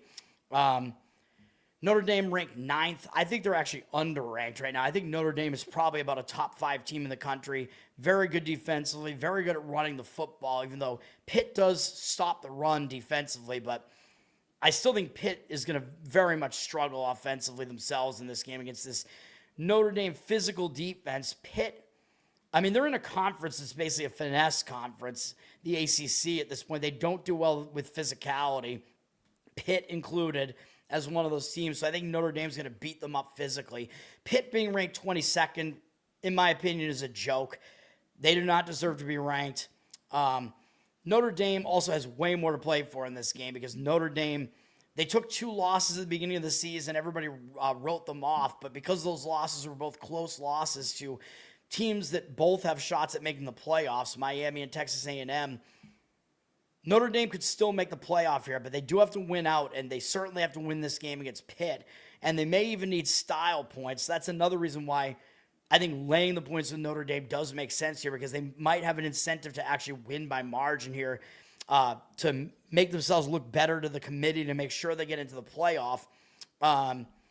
Also, they run the football well, even though I know Pitt does slow the run down a little bit. But assuming that Notre Dame's going to be playing with the lead late in the game, which they should be, teams that run the football well are actually good teams to lay points with, because they're going to be running the football, right? Because they're ahead, so they're trying to like chew the clock and whatever. But when it's a team that runs the football well and they're doing that, they're doing what they do best. They can actually score and pad the lead while they're actually still trying to, end the game as well. So that's actually good when you have a rushing team like that that's laying points. So I like that aspect of this as well. I know Notre Dame's coming off that big win over Navy, but again, Notre Dame's got to focus on all these games to finish the season off. So, and they've just been pounding everybody, like since they lost those 2 games. This Notre Dame team, they're legit. Pitt is not legit. Pitt, they're coming out of a bye as well, and I don't like that for Pitt, because Pitt went into the bye winning 5 games in a row. That is one of the worst times that you can have a bye, because that bye could stop your momentum. So they're getting a bye at a bad time. They won a bunch of games in a row. They haven't lost. It's all the way back at September 27th. So they did not want to have a bye at that time. And the other thing is, well, this is a similar situation to this is like why I faded Duke last week. And what is that situation? Oh yeah, this is not a conference game. Let me I'll give you a drop here, and we'll let Pitt's coach Pat Narduzzi, listen to what he thinks about this game, and what you think this means for Pittsburgh's motivation, and why I'm gonna give out Notre Dame. Do you feel like this is a must-win for this team when it comes to something? Absolutely not. It is not an ACC game. I'm glad you brought that up. It's not an ACC game. I gladly get beat 103 or 110 to 10 in that game. They can put 100 up on us as long as we win the next 2 after that. But again, our focus is on Notre Dame and getting as many wins as we can. Yeah, you like that? You hear what he just said? They asked him the Brian Regan question. If you're familiar with Brian Regan's comedy, I don't have that as a drop. I should have added that, actually. Brian Regan. I heard it when when they ask a player, is this a must-win game? It's like, well, mathematically, no. Like, no, we could lose this next game. We're only down 2-0 in the series. No, we could lose. We could, or we're only down 1-0. We could lose this game. We could lose the next one too. So that's basically what Narduzzi is saying. So this is a non-conference game. Pitt doesn't need this game. Pitt has one loss in the ACC. They got to win their next games against Georgia Tech and Miami. Notre Dame does not matter to Pitt. And Narduzzi just told you that himself. And he literally said, I don't even care if we lose this game 110 to 10 or whatever he said, 103 to 10 or 110 to 10. I don't care if we give up 100 points in this game. Like, we just need to win the next 2. So he's literally telling you they're not even going to be focused on Notre Dame. He's literally making an excuse for losing this game before they even lose it. Pitt is going to get absolutely destroyed in this game, dude. Like, is that really what you want your coach to be saying? Is that going to motivate your players? Hell no. Notre Dame's got to still win. They might need style points. Pitt doesn't need the game at all. Pitt's going to get run out of this building, man. They're going to get absolutely smashed. Notre Dame minus the points. That is the first play. Pitt are frauds. I don't even like Notre Dame. I'm not a fan of Notre Dame at all. But Shane Gillis will be happy about it. All right, next up. We're going to take Arkansas plus the 5. This is against LSU. If I can get my schedule back up here. How did I lose the schedule? Come on, man. I want to get out of here, too. It's late, baby. This is going to be against LSU. LSU is a dead team, dude. They're an absolute, disappointment this year. People might be saying, oh, well, LSU has 5 wins. They're going to be still playing for bowl eligibility, right? Really? Do you think LSU making some like piece of crap bowl, do you think that's really what they want this year? No. They came into the season, they brought back Nussmeier. Their goal was to win the championship this year, and they are so far from that. This is going to be a dead LSU team, man. And last week was one of their last gasps. Like that was one of the last games where I thought they were going to put in effort. Saab, I recommended against Alabama. I think maybe they covered depending on what number you got, but I don't think they really should have. LSU, that was, I think, the last game they were going to put in an effort until maybe their final game against Oklahoma. Like, I know this is their last home SEC game, but what do they really have to play for here? They're coming off that game against Alabama. It was a big game. I think they were within 8 points late in that game, too. In the fourth quarter, they were only down 8 points. So they had a chance to maybe pull off the upset against Alabama. And I think that's what they wanted to do. Now they get to face this Arkansas team that has a terrible record. Really? I mean, whatever, man. I don't think LSU is going to be very excited. And by the way, LSU, if they want to make a bowl, they face Western Kentucky at home next week. So LSU could just show up and win that game if they really want to get their 6th win and make a bowl. They probably will just win that game anyway. So they don't even need to win this game to become bowl eligible. And for Arkansas is 2-7, but they're seriously underrated, man. I mean, look at their losses this year. They lost by 6 at Ole Miss. They lost by 1 against Memphis on the road, and I told you that was a trouble spot for Arkansas, and I gave out Memphis as a play on my show in that game, and Memphis had to make a huge comeback in that game, but I thought it was a terrible spot for Arkansas because it was sandwiched in between Ole Miss, who they played basically to the wire, and then Notre Dame up next. So that was a bad spot. Yes, Notre Dame killed them, but that's starting to look like more of an outlier, and Notre Dame is good because after that, Arkansas went to Tennessee and played them to within 3. They lost by 3 to Texas A&M, and they lost by 8 to Auburn, which is, 9. Still not a bad loss, really. Auburn, very underrated as well. And then they lost to Mississippi State. Well, wait a minute. And which one was, one of these games was the one that I lost on, which I think was it the Mississippi State game? Let me see. Yeah, this was the game where Arkansas was winning by 14 in the fourth quarter, and they blew this game for me. That was the game where I gave out Arkansas in that game against Mississippi State. They should have won that game too. So this Arkansas team is underrated, man. And now they're coming out of a bye. They went into a bye on a 6-game loss streak, or 7-game loss streak, excuse me. So I think that bye is going to be helpful to them, man. I mean, they don't have a whole lot left to play for here, but I think when you have a bye, when you're on a losing streak like that, you want to come out and get a win at some point. I think it's a big deal for them to play LSU, man, because this used to be like a big rivalry game. I think the game at this point matters a lot more to Arkansas than it does to LSU. I think they would very much like to beat LSU here.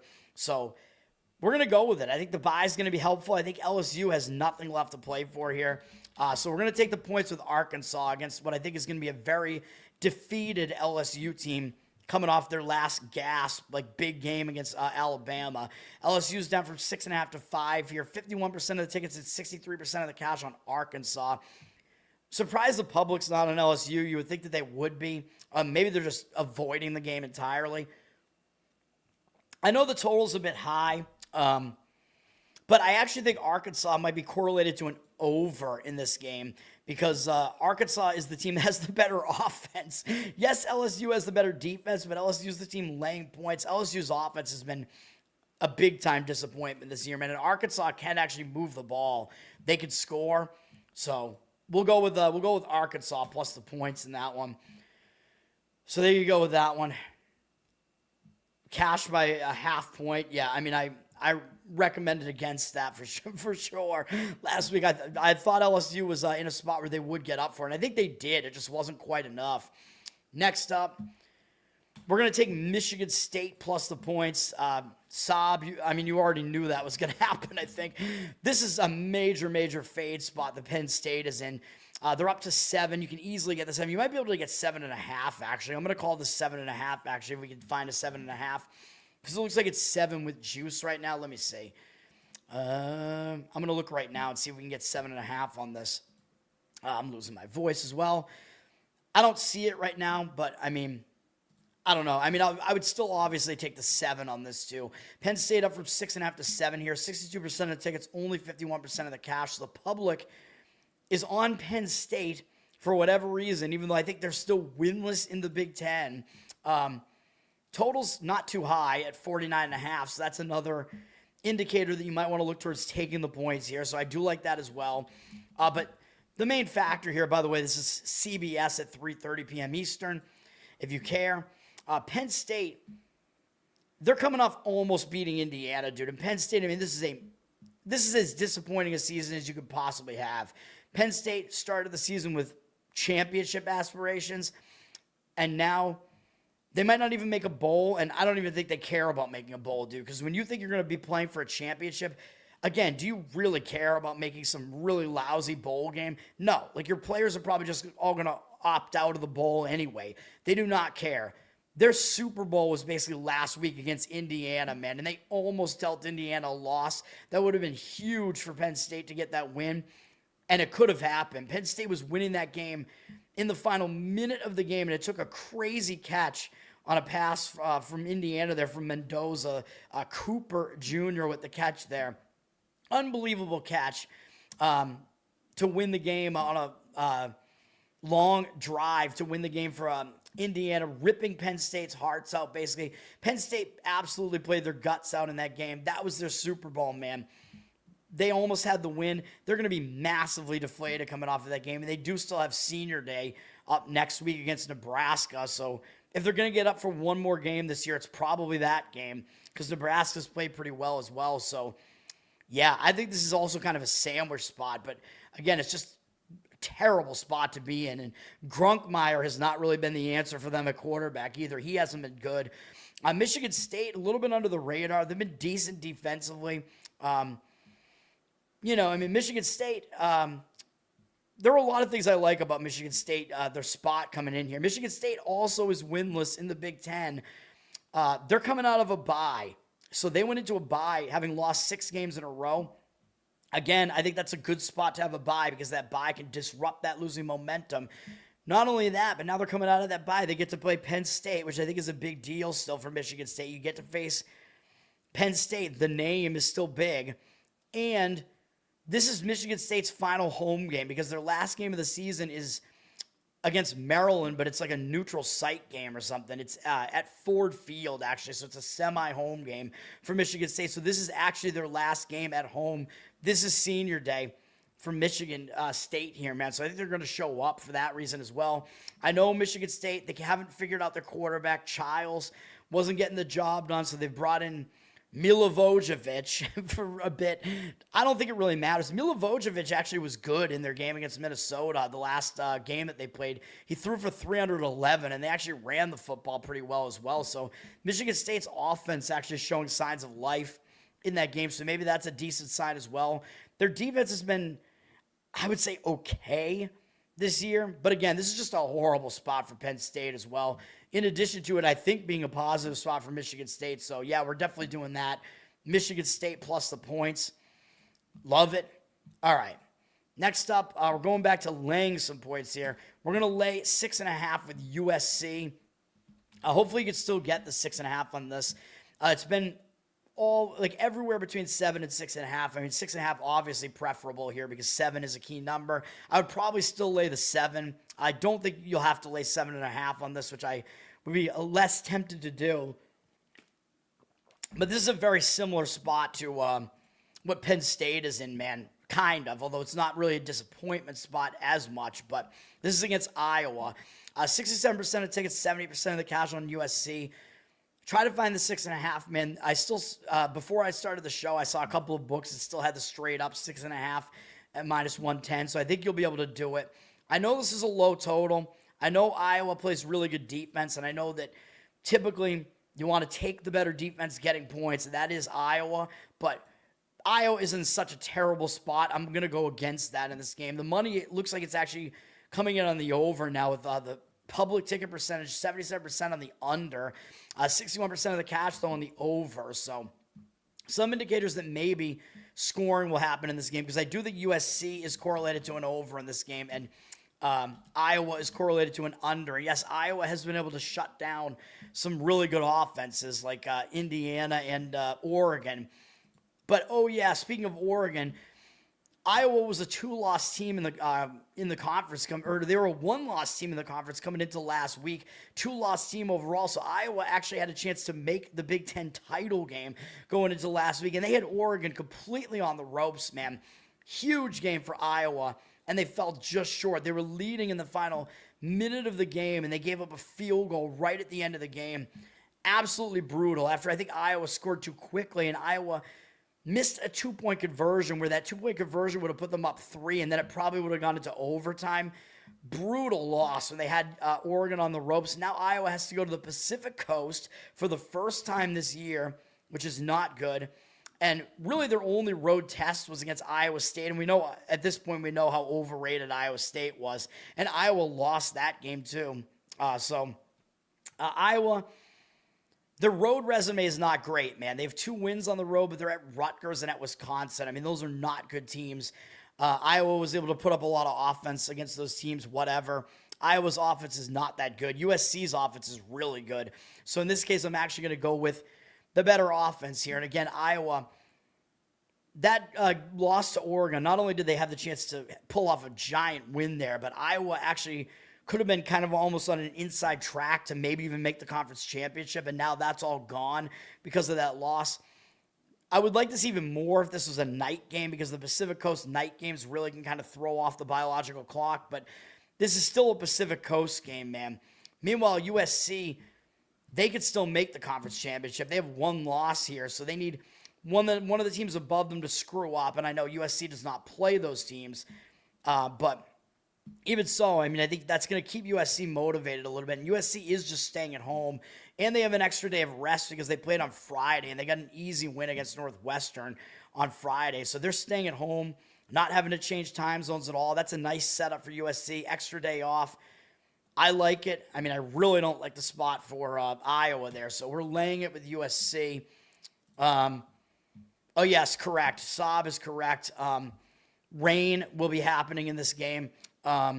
Which rain does kind of help the defense, though, and Iowa is the better defense, and Iowa is the team that runs the ball more, and Iowa, well, it could help both, actually. So Iowa was playing in some rain last week, too, but it does actually help the offense in that if the defense doesn't know which way the offensive player is going to cut, like if the surface gets slick, that actually does hurt the defense. So, yes, so I just don't really care about the rain that much here.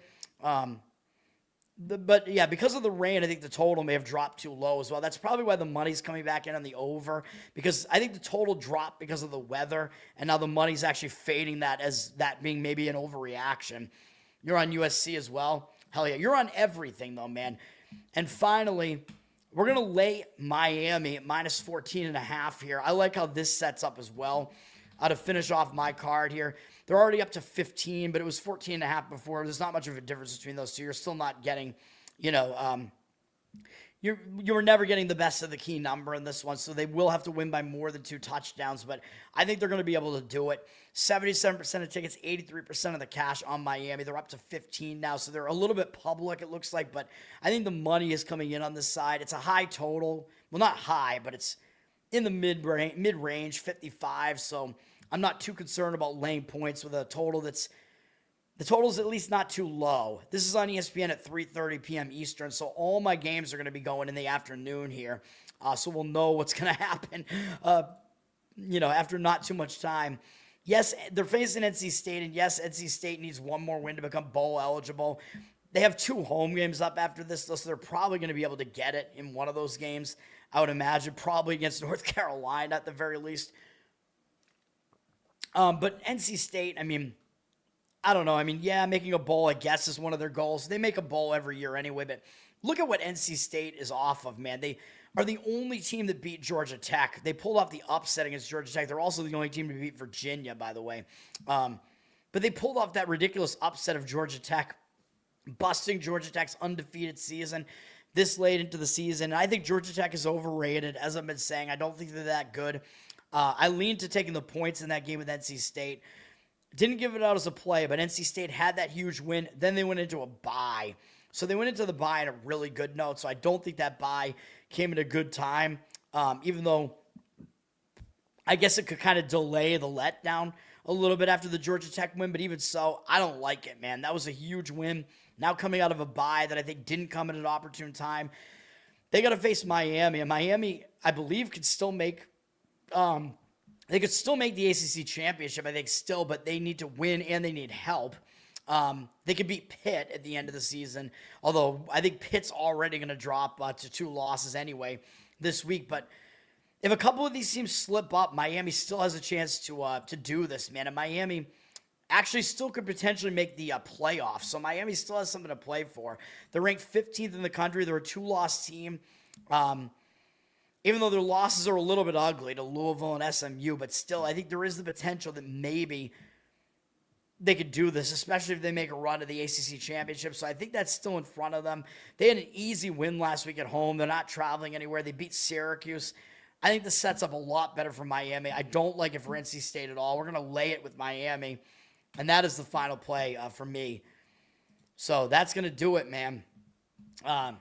Hopefully that was all good. Once again, the plays for tomorrow: Notre Dame minus 12.5, Arkansas plus 5, Michigan State plus 7, USC minus 6.5, and Miami minus 14.5.